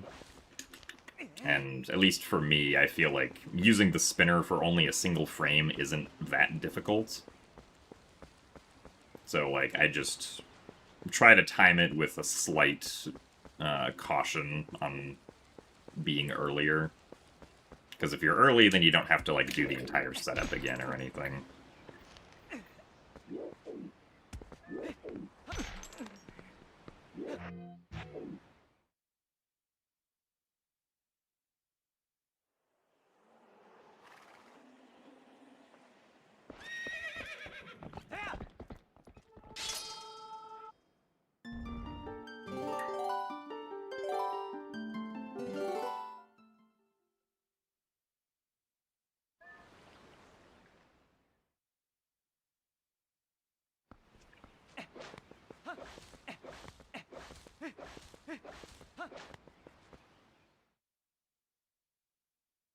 That's true. If you fail back in time, it does restart the run for you. At least in a sense.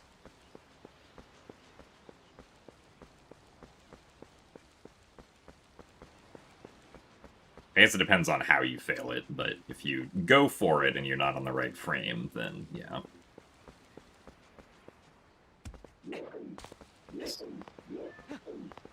Really?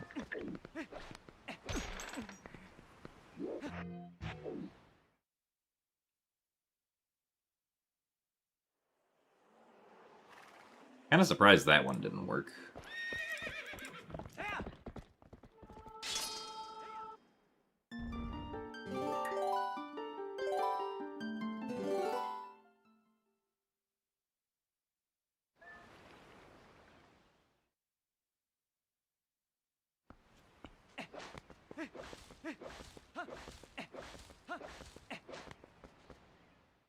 Maybe they updated the game. I would be extremely impressed if Nintendo retroactively updated distributed discs of Twilight Princess.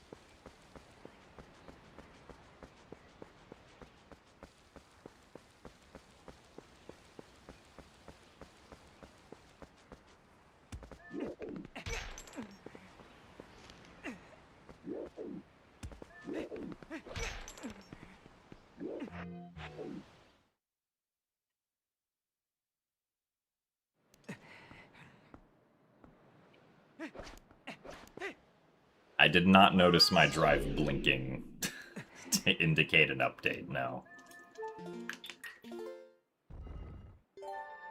Would Nintendo even be able to update, like... Like, obviously they can't update the contents of what's on the disc, but... I forget exactly how, like, the Skyward Sword update channel worked.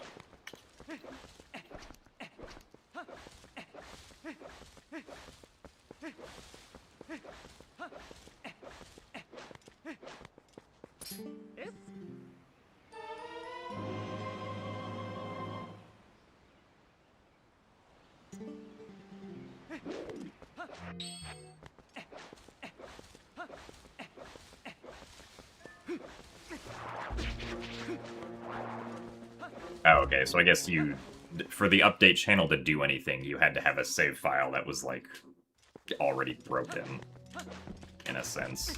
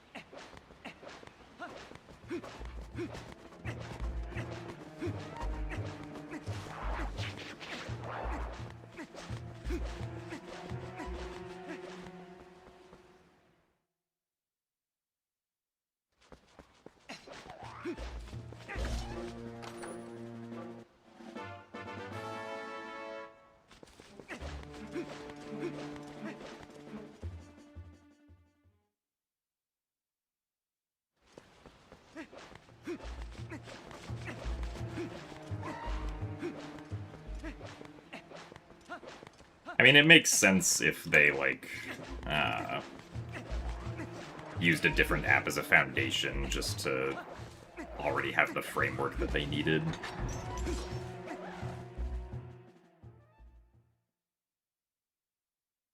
What happens if you tried to update a non-glitch save file? I mean, presumably nothing, right? Like, I imagine what the channel did was just check to see if you had the specific conditions for being locked out of progressing in the story, and if you did, then it would just change what flags were on the save file.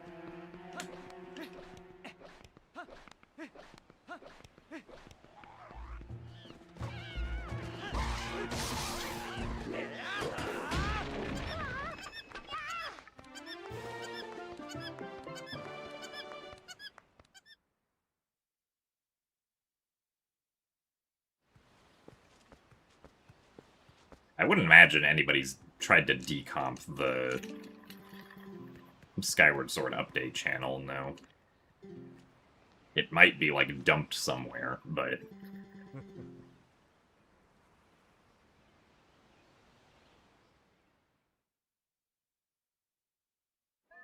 Also, thanks for the good luck, Shirokob.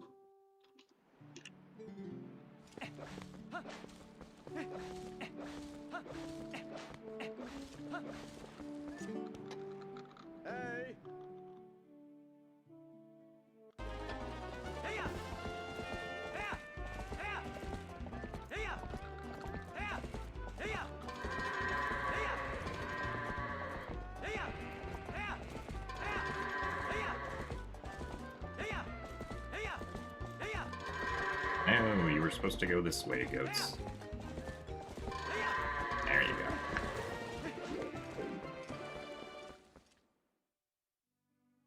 I do a casual run of OOT Remake.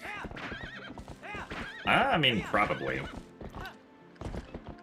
Like, what'll probably happen is I'll just download it as soon as it becomes available to download in, like, Australia. And then just start playing it on stream at that moment.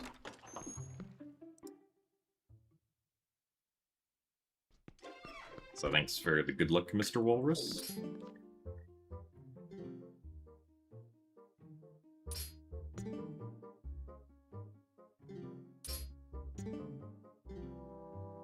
And I mean, like, unless the Ocarina of Time remake is, like, wildly changed from the original game, or, like, somehow significantly longer for some reason, I would, like, anticipate being able to complete it in, like, 12 hours or so, right? But if there's, like, significantly new content added or anything, then maybe that won't happen.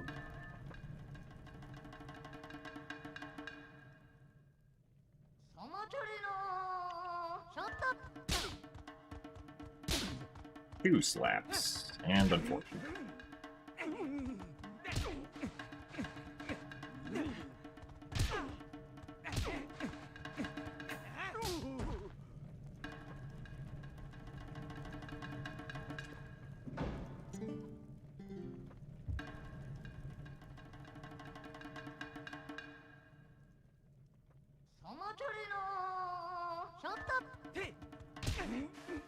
Fortunate again.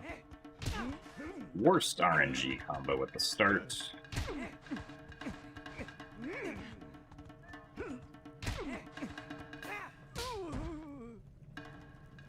Unfortunately, not a great Iron Boots time, but we'll live.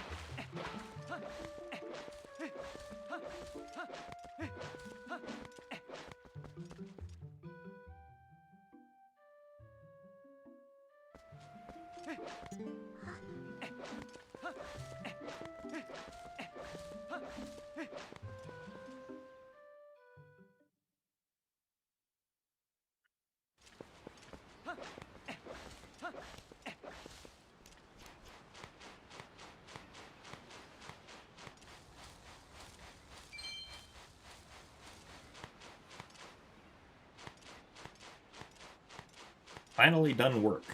Nice. Previous run wasn't particularly great and died at Stallard skip, but we also lost 3 minutes on the claw shot segment in that run, so...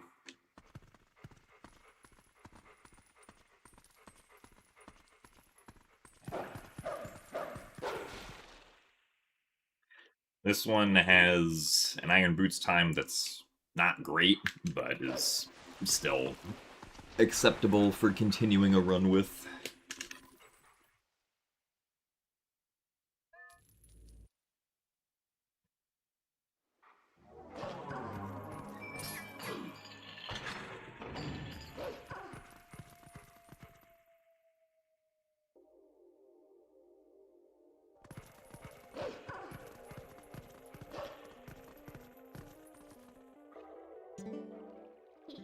A grind for a GDQ.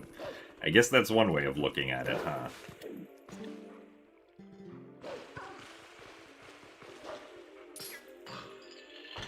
Also, hello, Epsy. It goes alright. I am having fun doing the speedrunning.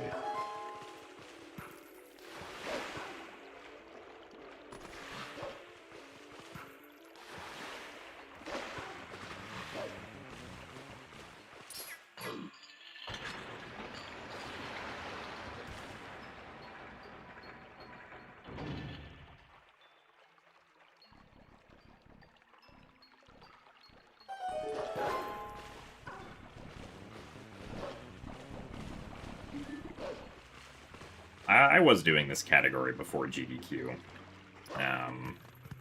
I began doing runs of any percent again for the Wolf Dash tournament. Unfortunately, I have been knocked out of the Wolf Dash tournament, so I don't have any more matches that I'm going to be doing. But I still want to get at least sub 250 at minimum. as a PB, which should be pretty reasonably obtainable, I think, or reachable.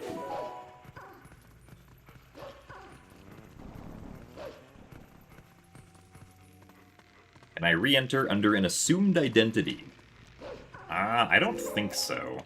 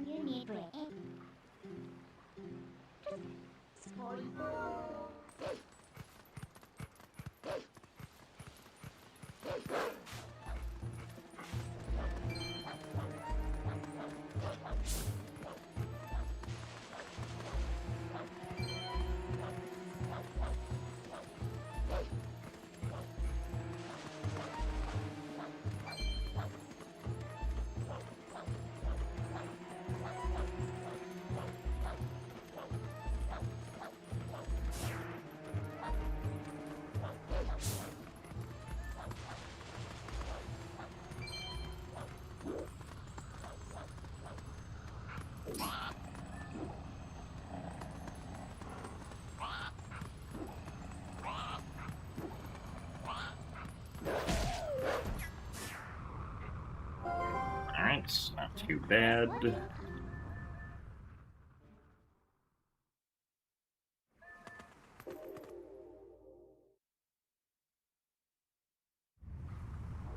Thanks for the good luck, Lara.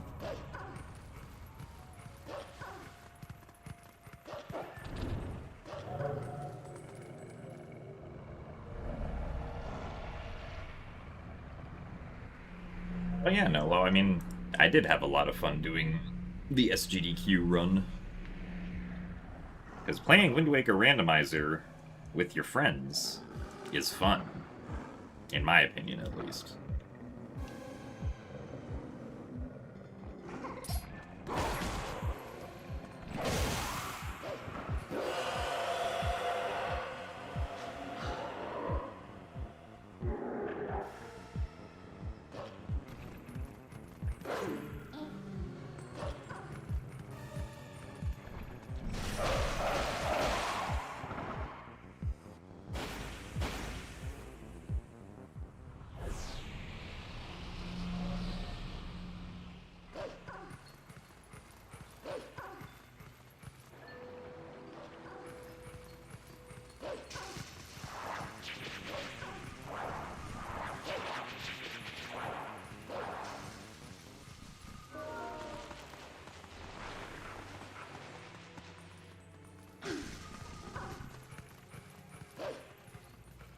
So thanks for the good luck, Luffy Lele.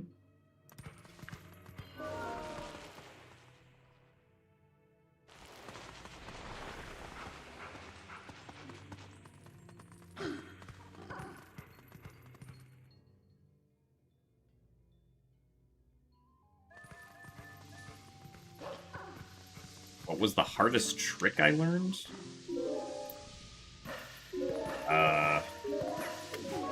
I mean, for Twilight Princess, the hardest trick that I learned was probably the older version of Stallard Skip.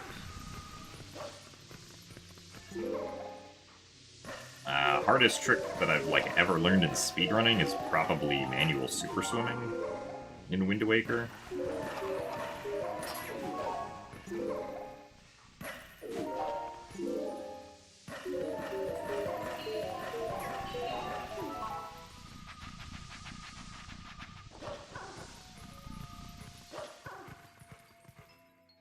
Hardest trick under any discipline?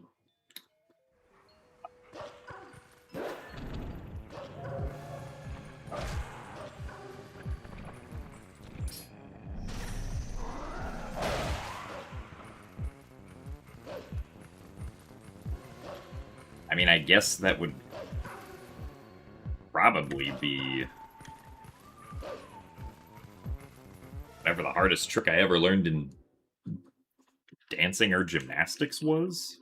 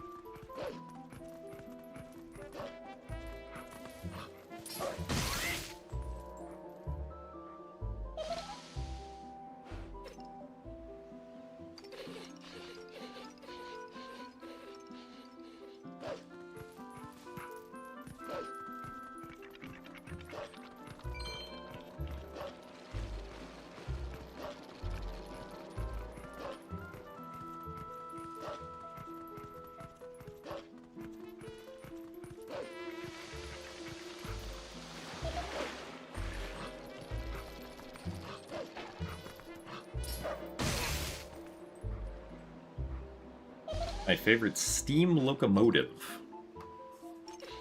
Well, despite really liking trains as a kid, I never got into it enough to, know what any specific models of steam locomotive are.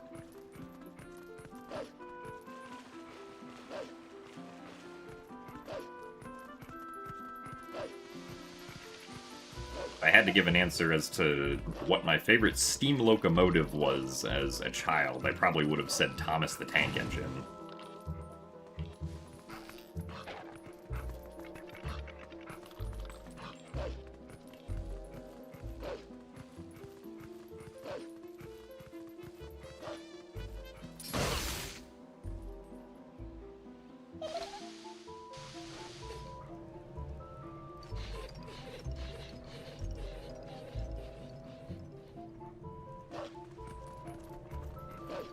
The whole Thomas the Tank Engine universe gives you the creeps.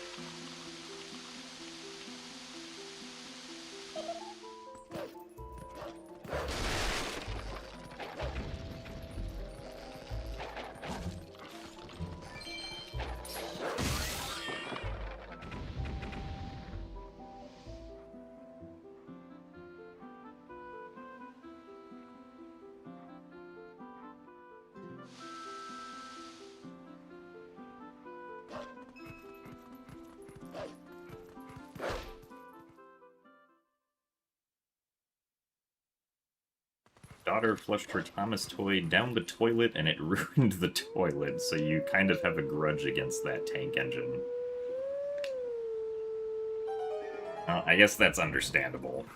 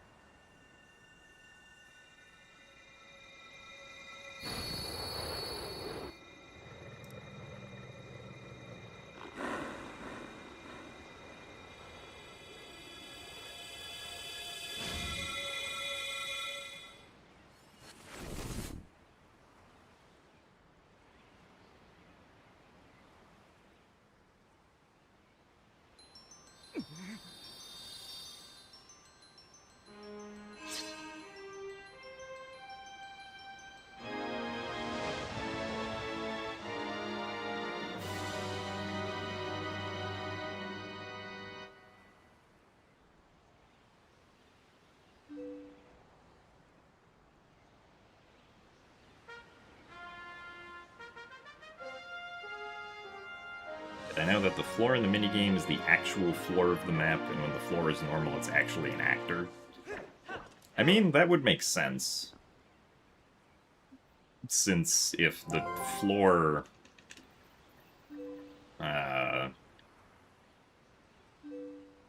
was always there, they'd have to do something special to get rid of it during the minigame. Or during the puzzle. Whereas if they make it an actor, they can just have it always be there, except during the minigame.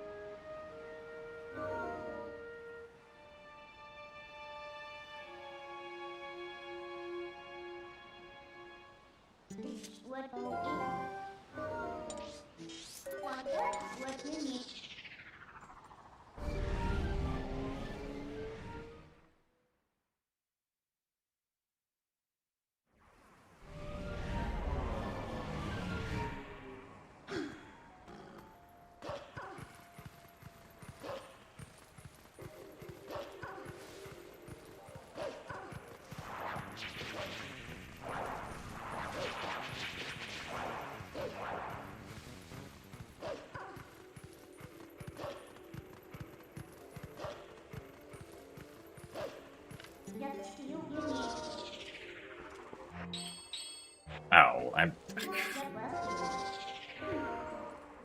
Muscle memory got confused. It is not time for Farron escape.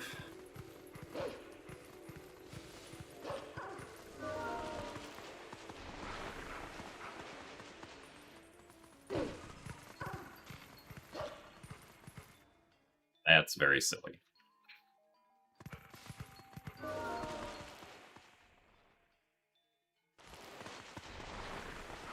Also, thanks for the good luck, Mike BT. Glad you enjoyed the Wind Waker co-op run at GDQ. I also enjoyed it.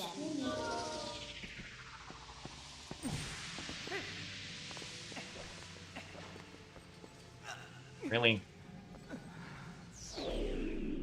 Man, I got all the hard tricks, and now I'm failing easy stuff. Always gotta love it whenever that happens.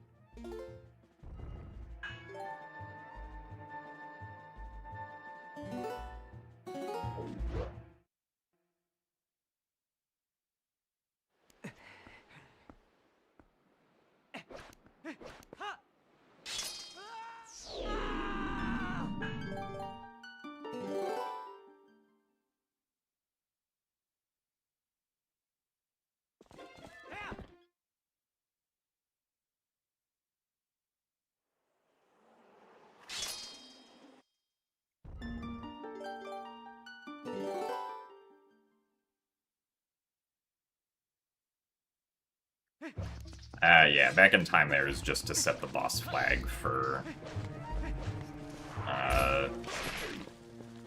the early monkeys. Which then also cascades into being used for the Lakebed Temple mini-boss.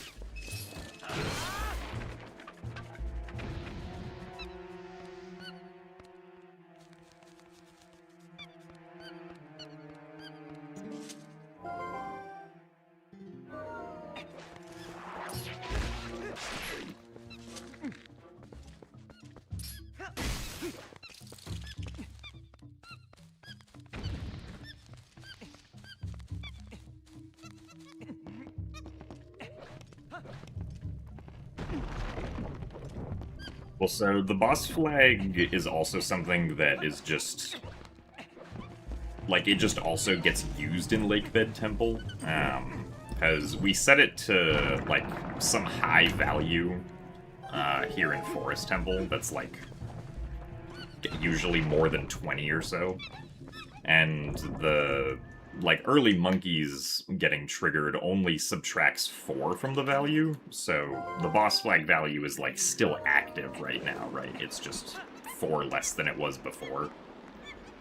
And in Lakebed Temple, the game just checks to see if the boss flag is not 0 to start the mini-boss fight, so we keep this boss flag until we get to the Lakebed Temple mini-boss, at which point we use it to activate the mini-boss from, like, going in the exit instead of the entrance. 2, 3, 4. Nice.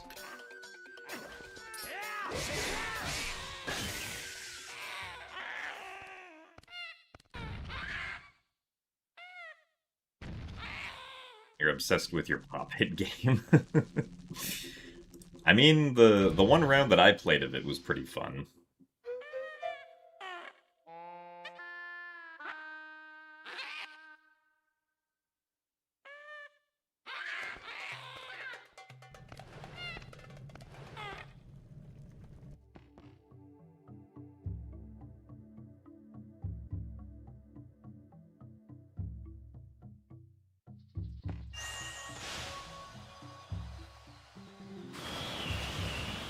I also really should have been able to save time here, but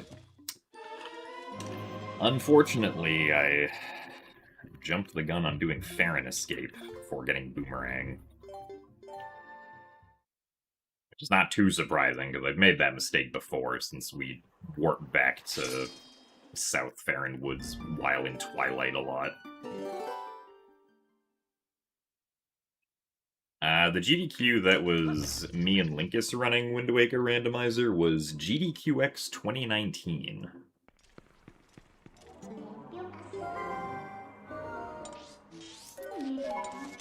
Where we sort of awkwardly did a race where we could both commentate, which was interesting.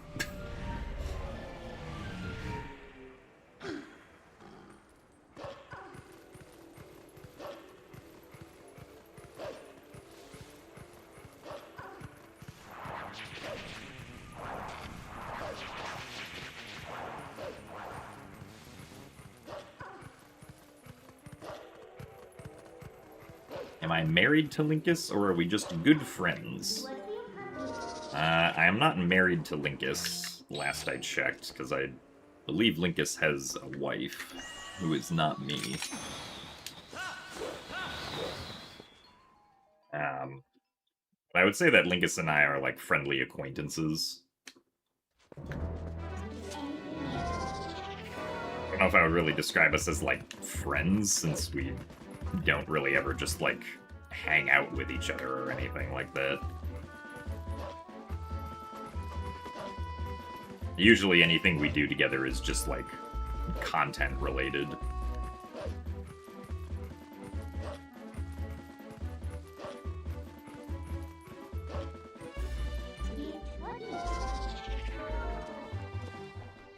Darn it. I should have realized I was too far forward.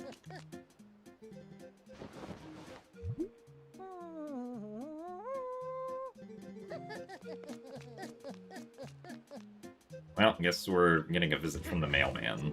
I almost said this seed. Getting a visit from the mailman this run.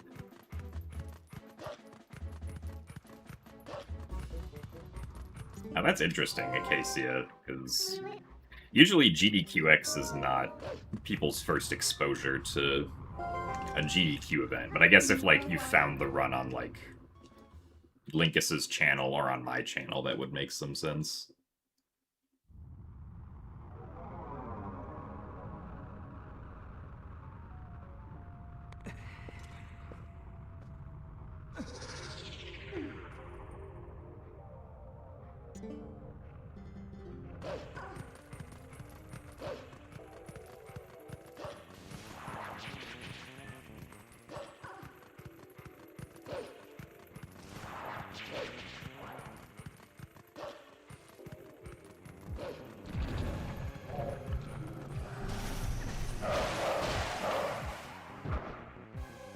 Can I press A this time?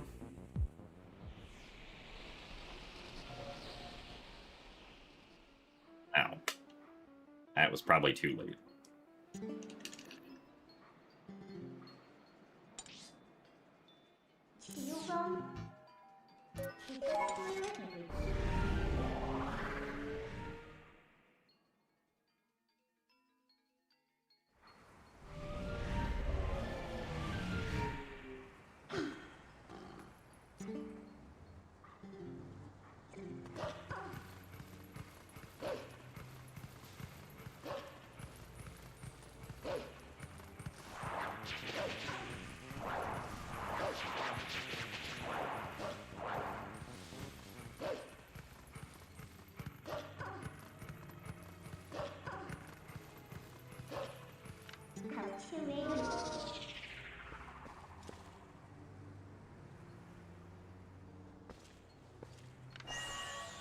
Hopefully this is good enough.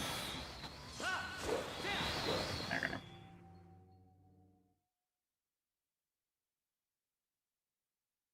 Well, yeah, so...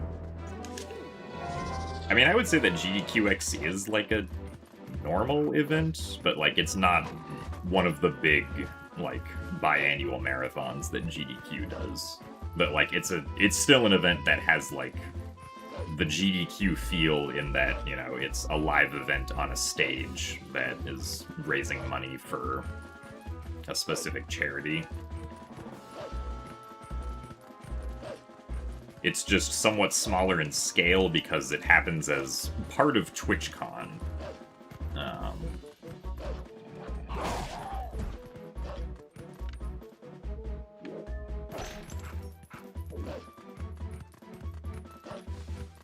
It only lasts for, like, 2.5 days, and it's also not... I don't think it's 24/7, if I remember correctly. Or at least I don't think the last one was. Maybe I'm misremembering. I think, like, the first few GDQXs were 24/7.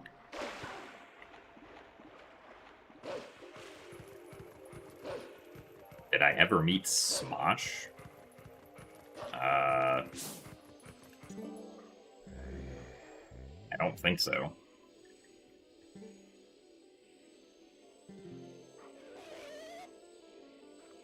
I don't think I've ever really, like, met a big content creator in that sense. If I've ever met any big content creators, it's always been in some sort of relation to speedrunning.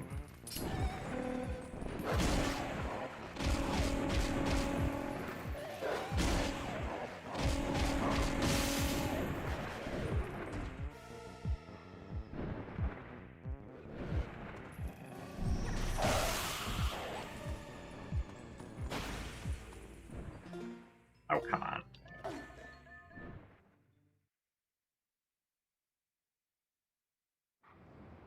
Well, I don't think ZFG is the biggest YouTuber of all time, no. But I have indeed met ZFG. Nice.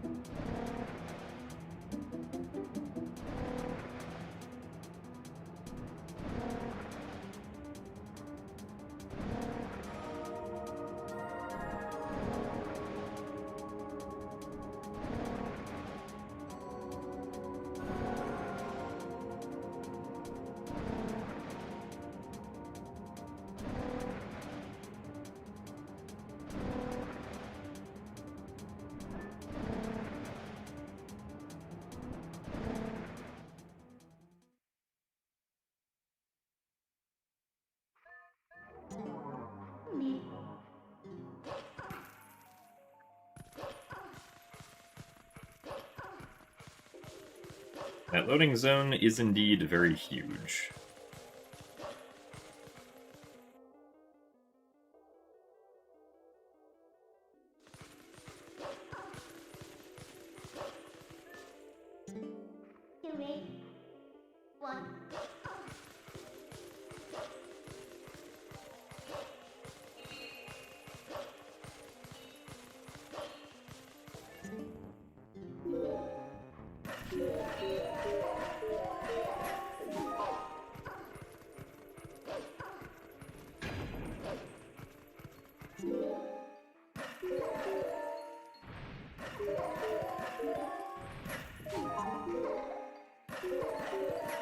Haven't been able to make loading zones work in custom TP maps, sadly.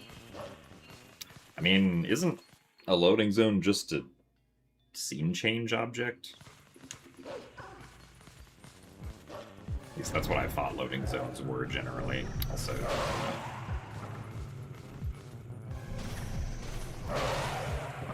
really? I really should have done that one first.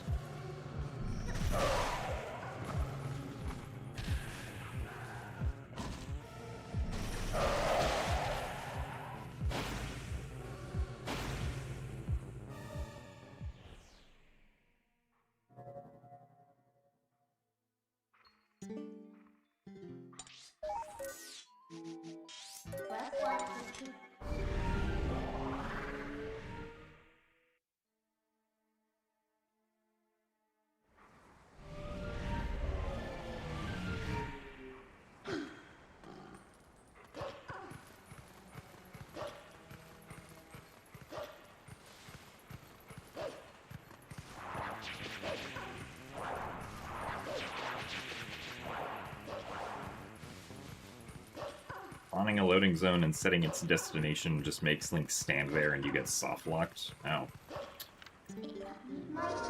Interesting. Yeah, I mean, I've never tried it myself, but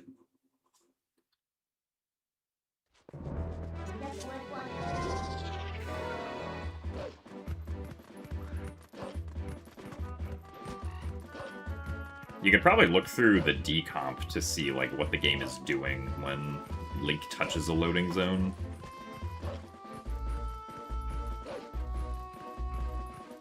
And like how the game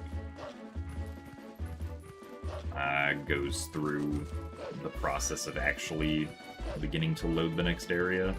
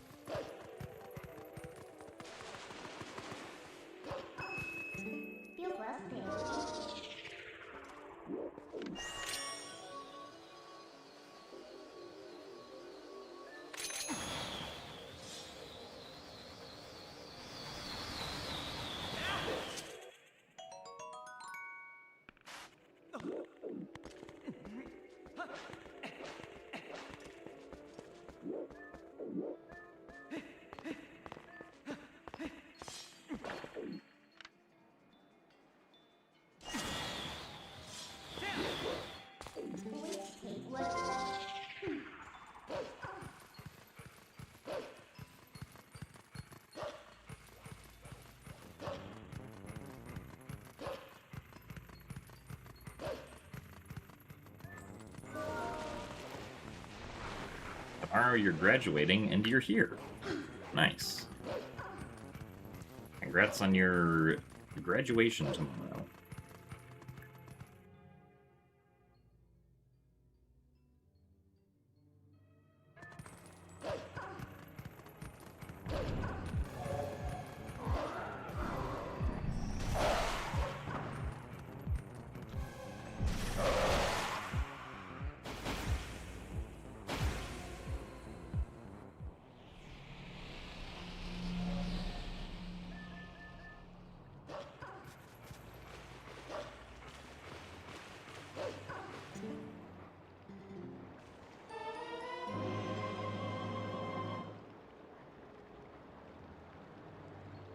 Well, start of this run's not very good.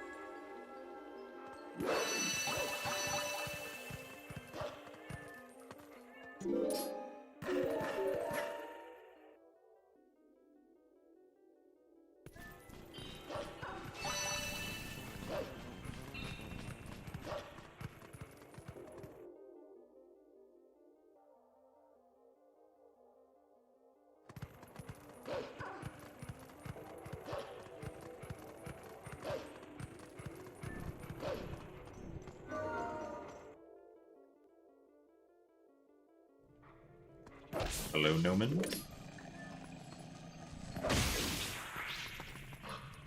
Your trip back from GDQ went well. You got home safely.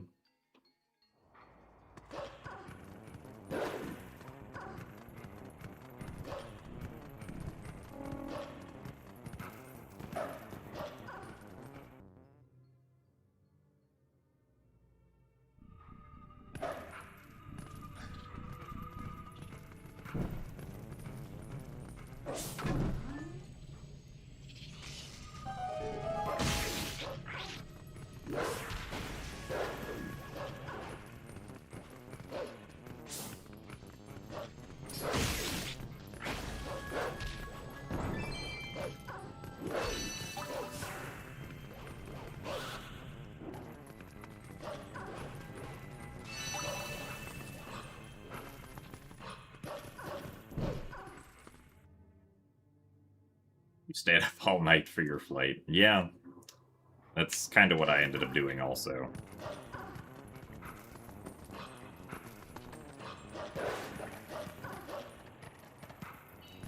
But I slept through pretty much both of my flights on the way home.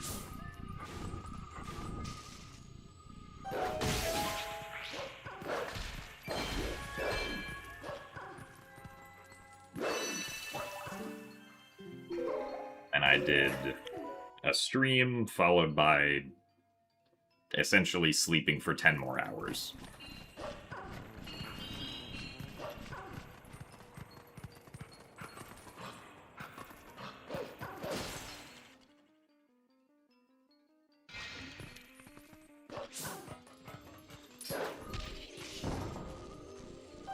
Well, yeah, I mean, I kind of had to stream because I had scheduled a randomizer match for yesterday that had to be done by like 9 p.m. or so yesterday, because the week that we were given to do it was the week that I went to GDQ. But I was at GDQ the whole week, so...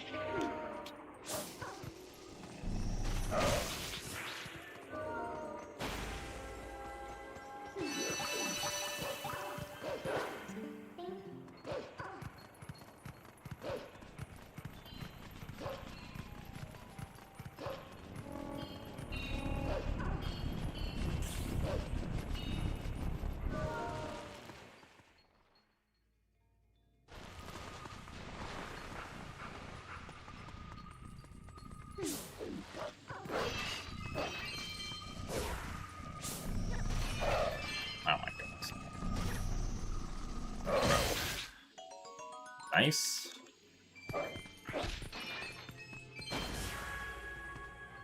That was interesting.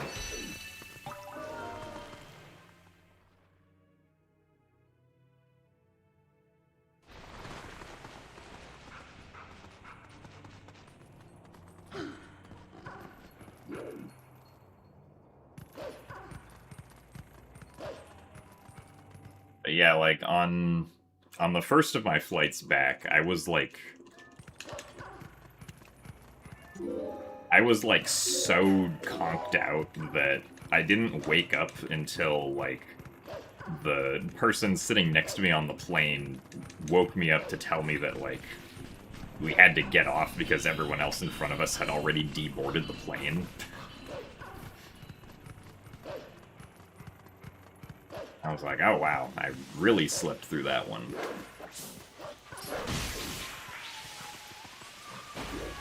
The second flight, I woke up, like, right before we landed.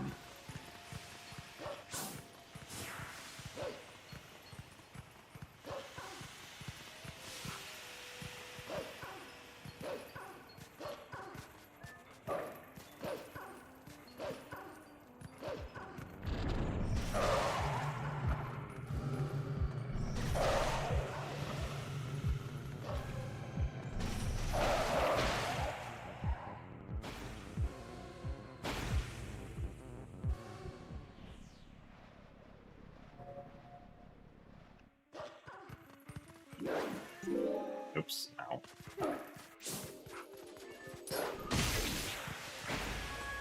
That probably... no, I should make this. Yeah, okay.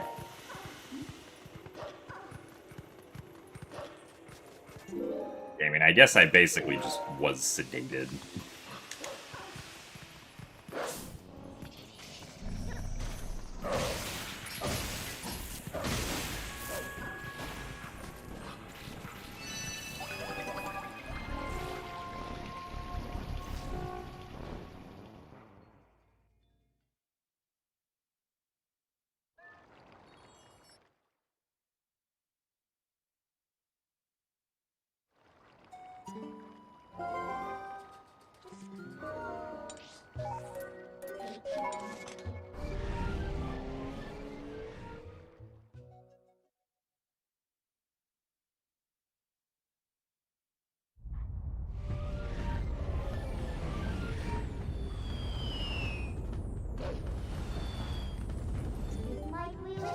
If they run it back for the 3D relay, would I join next time? Maybe. I mean...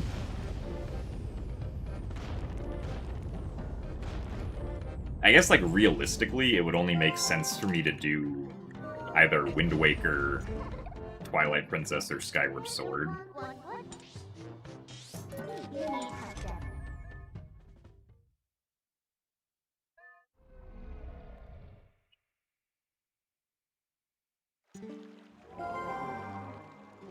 But yeah, so if there's an opening for any of those games, I could definitely join.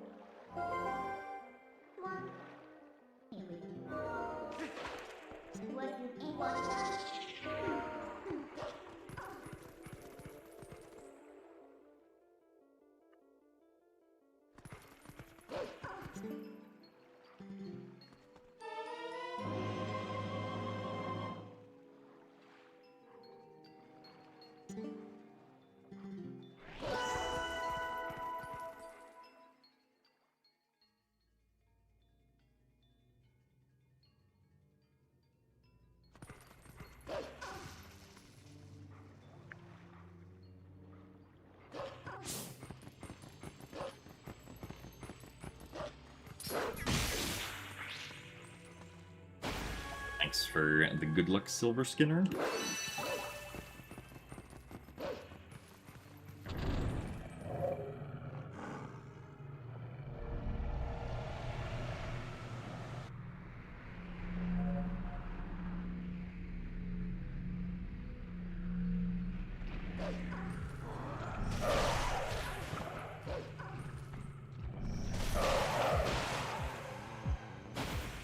nice bonk.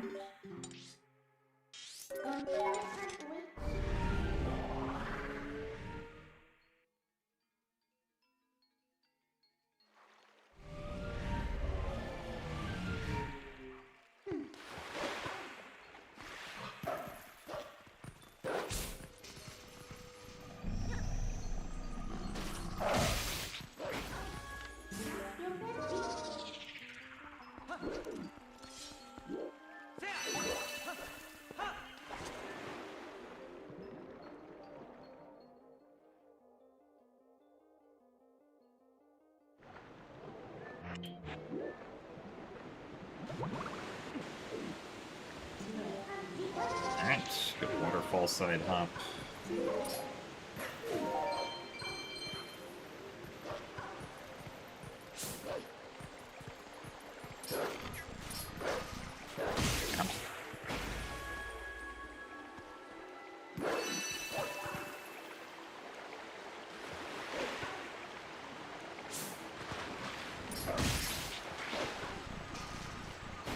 Really?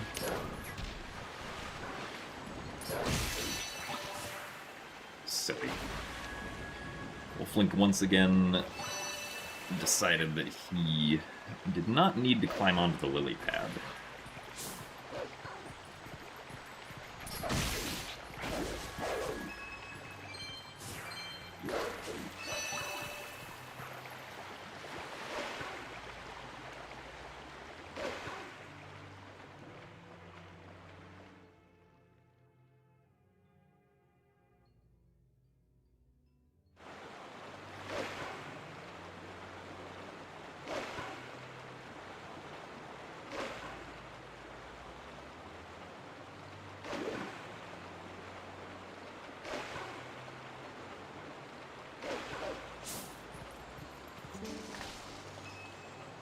Thank you very much, Fraraka, for the 13 months of Prime.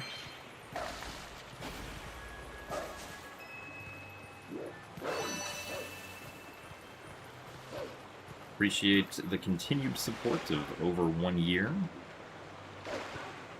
I do still enjoy the content.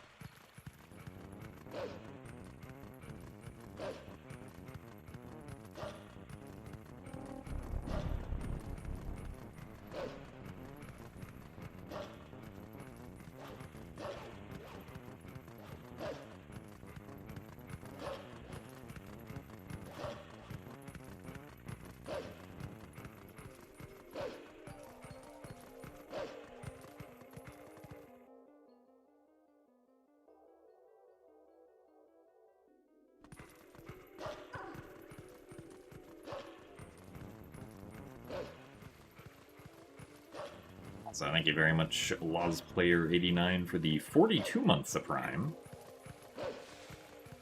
Thank you for the good luck as well.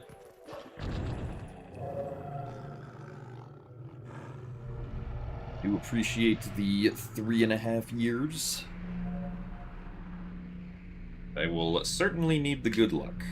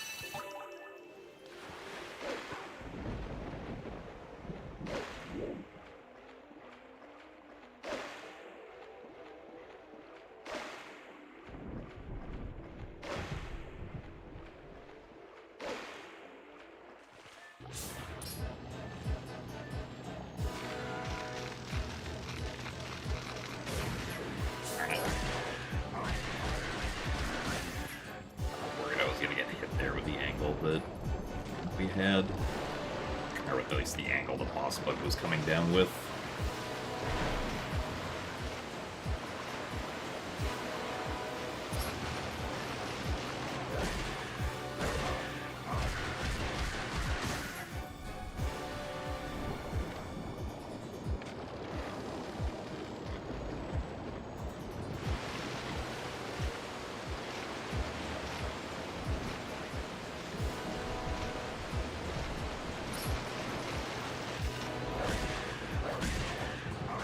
That was kind of weird, but it works, I guess.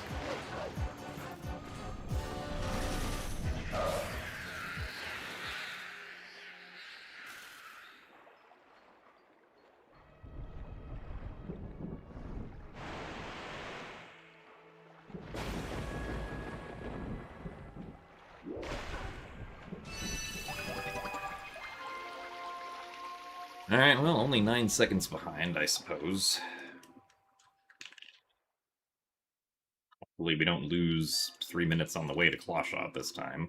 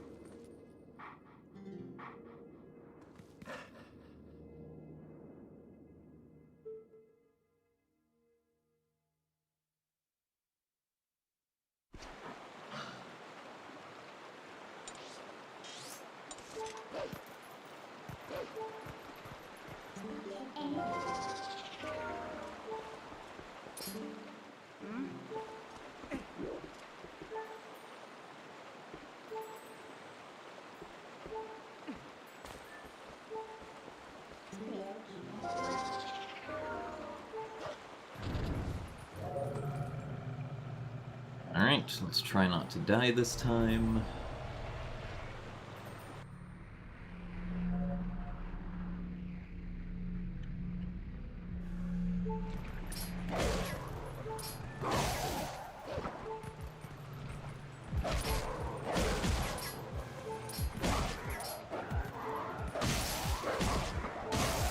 Okay. Very good.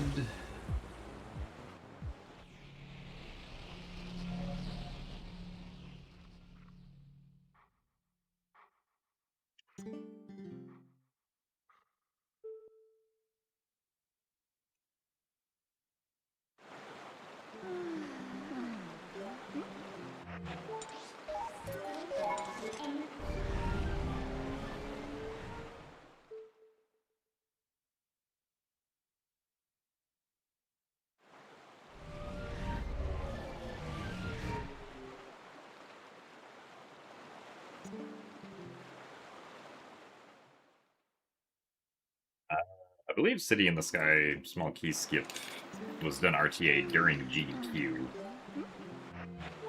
Or at least, like, Spicy Juice completed an RTA attempt at GDQ. But it is cool that someone was finally able to do it in real time.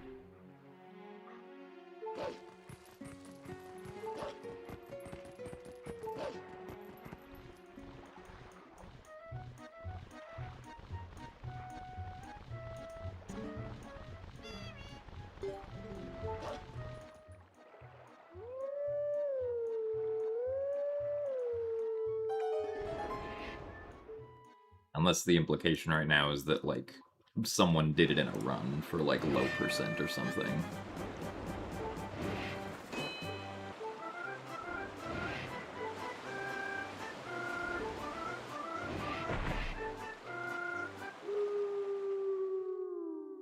Okay. Well, yeah, so... New hard trick for low percent.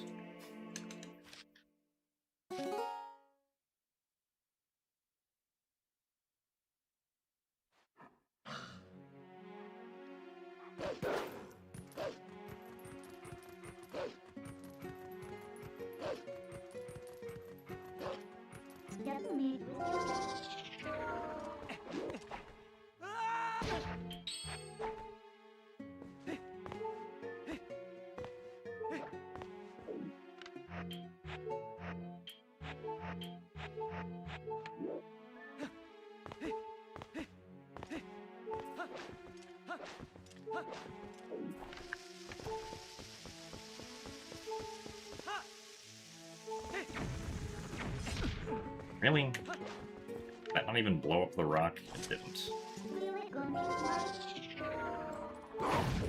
Well, must have been because I pressed B too late, I guess.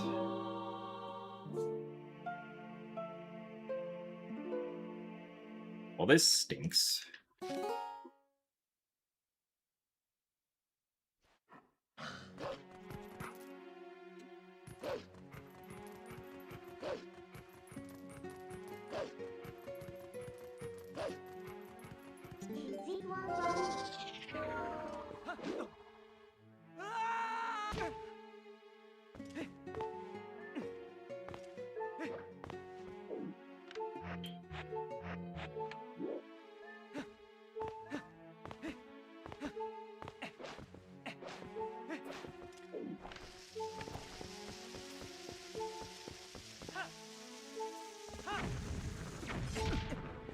Really?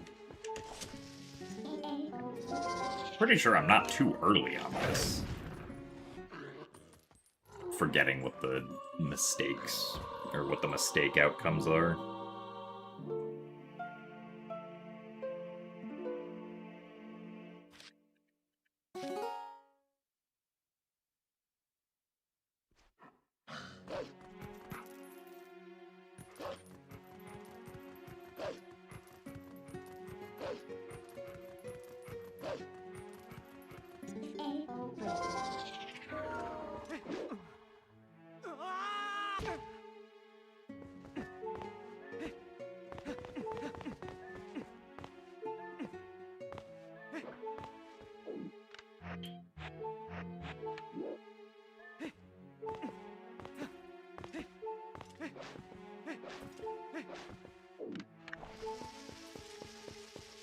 Yeah, that should be fine.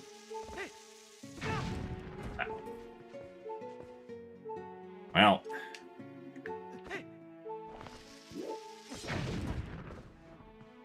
Clearly, I'm not remembering what the mistimed input outcome for this is. Unless I'm doing something else wrong and the last B input is fine, but...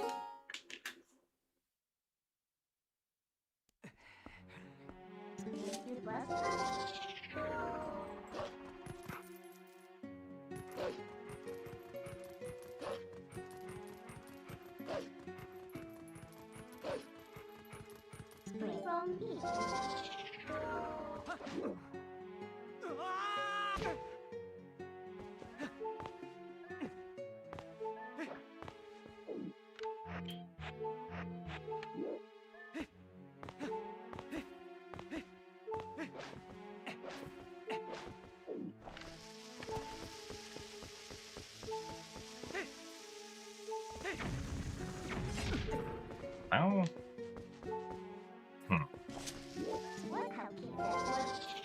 Am I going too early?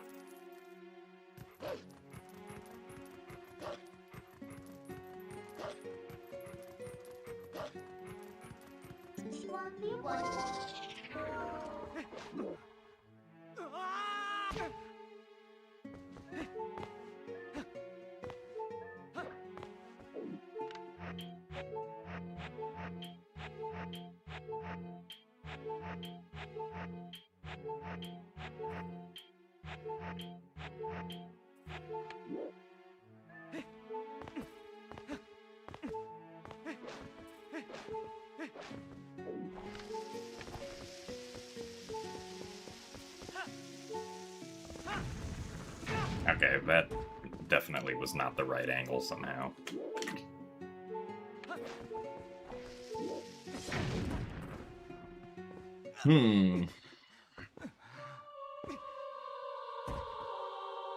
Explain what sum of best segments and best possible time are.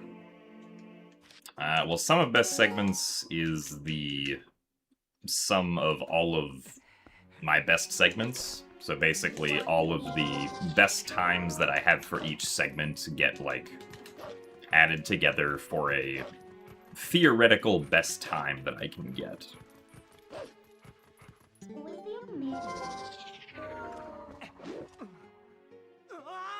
And best possible time is essentially the time that I could get if, from the current point in the run, for all of the remaining segments, I matched what my best segment is.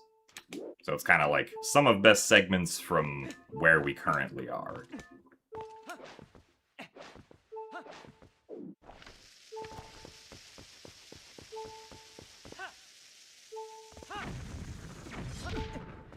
I am still confused as to how my timing is off.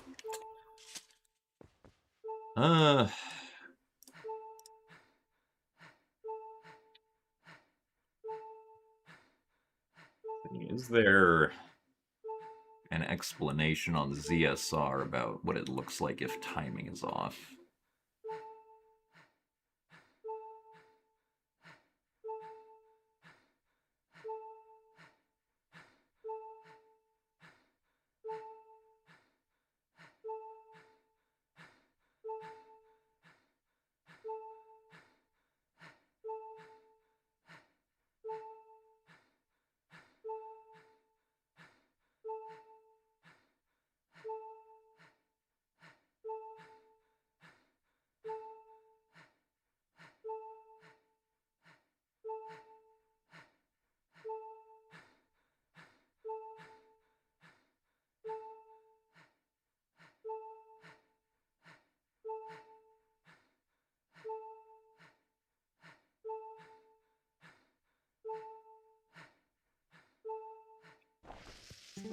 There does not appear to be any immediate information on what it looks like when you fail, so...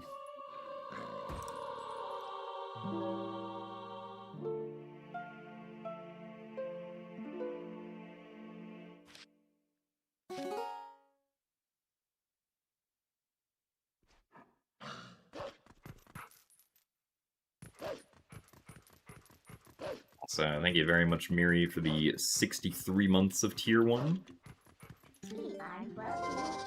Welcome to... The run was going okay, and now I'm failing a trick, and I don't know what my mistake is.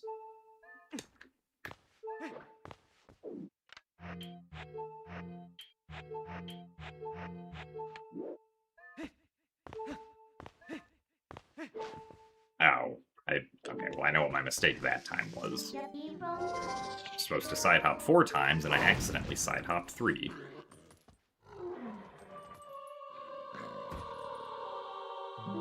He'd running laid off %.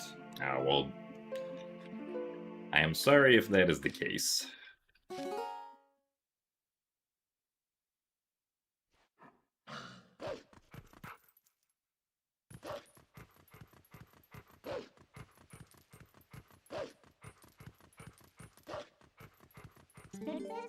Oh, I see.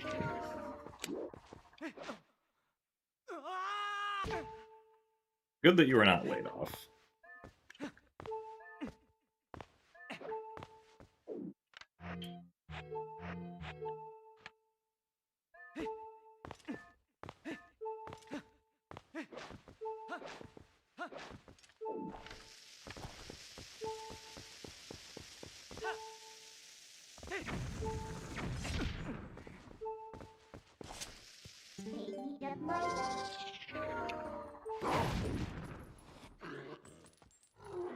How do we manage to remove the water from the lake?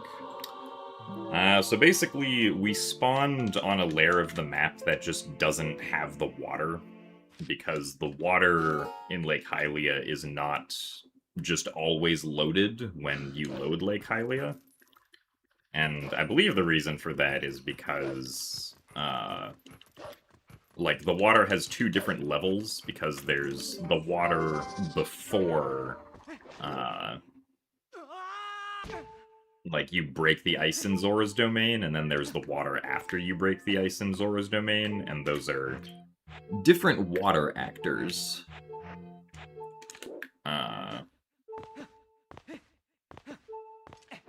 Depending on if you have broken the ice yet or not.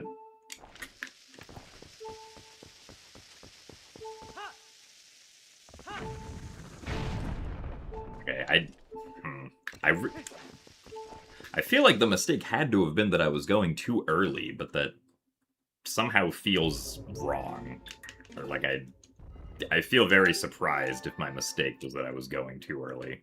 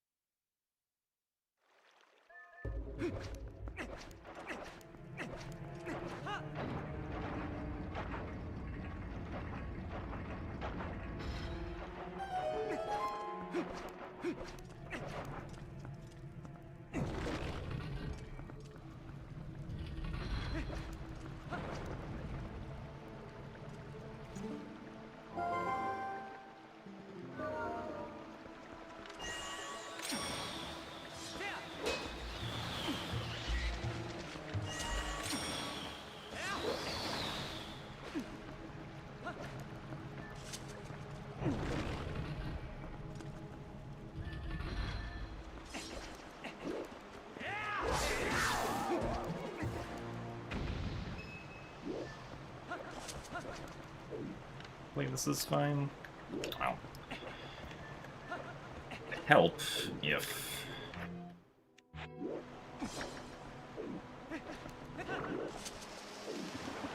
I could open up the map.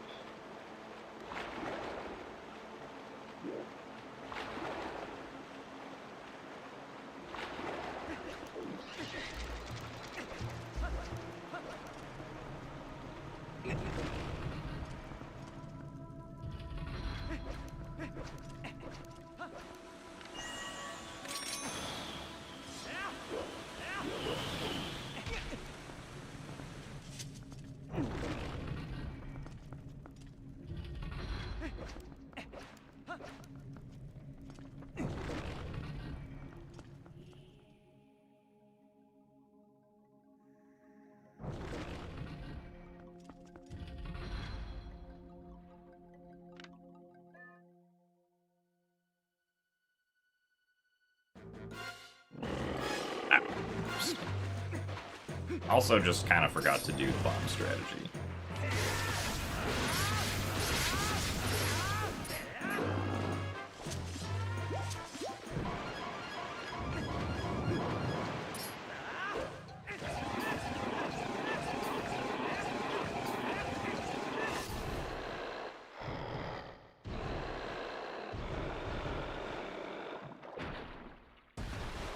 I guess if the jump attack fails, I can just do another jump attack. I don't have to then revert to the 10 slashes.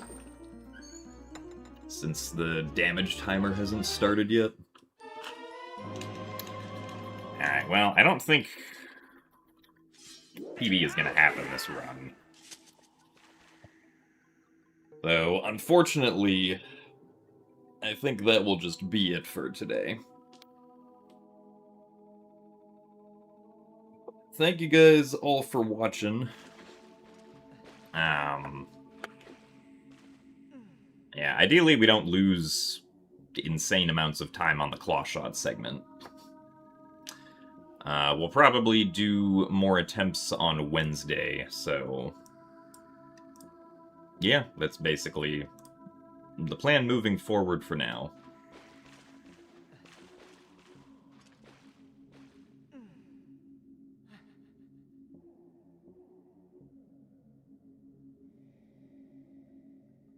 So, hope you guys all have a good rest of your Monday and Tuesday, and I will see you guys on Wednesday.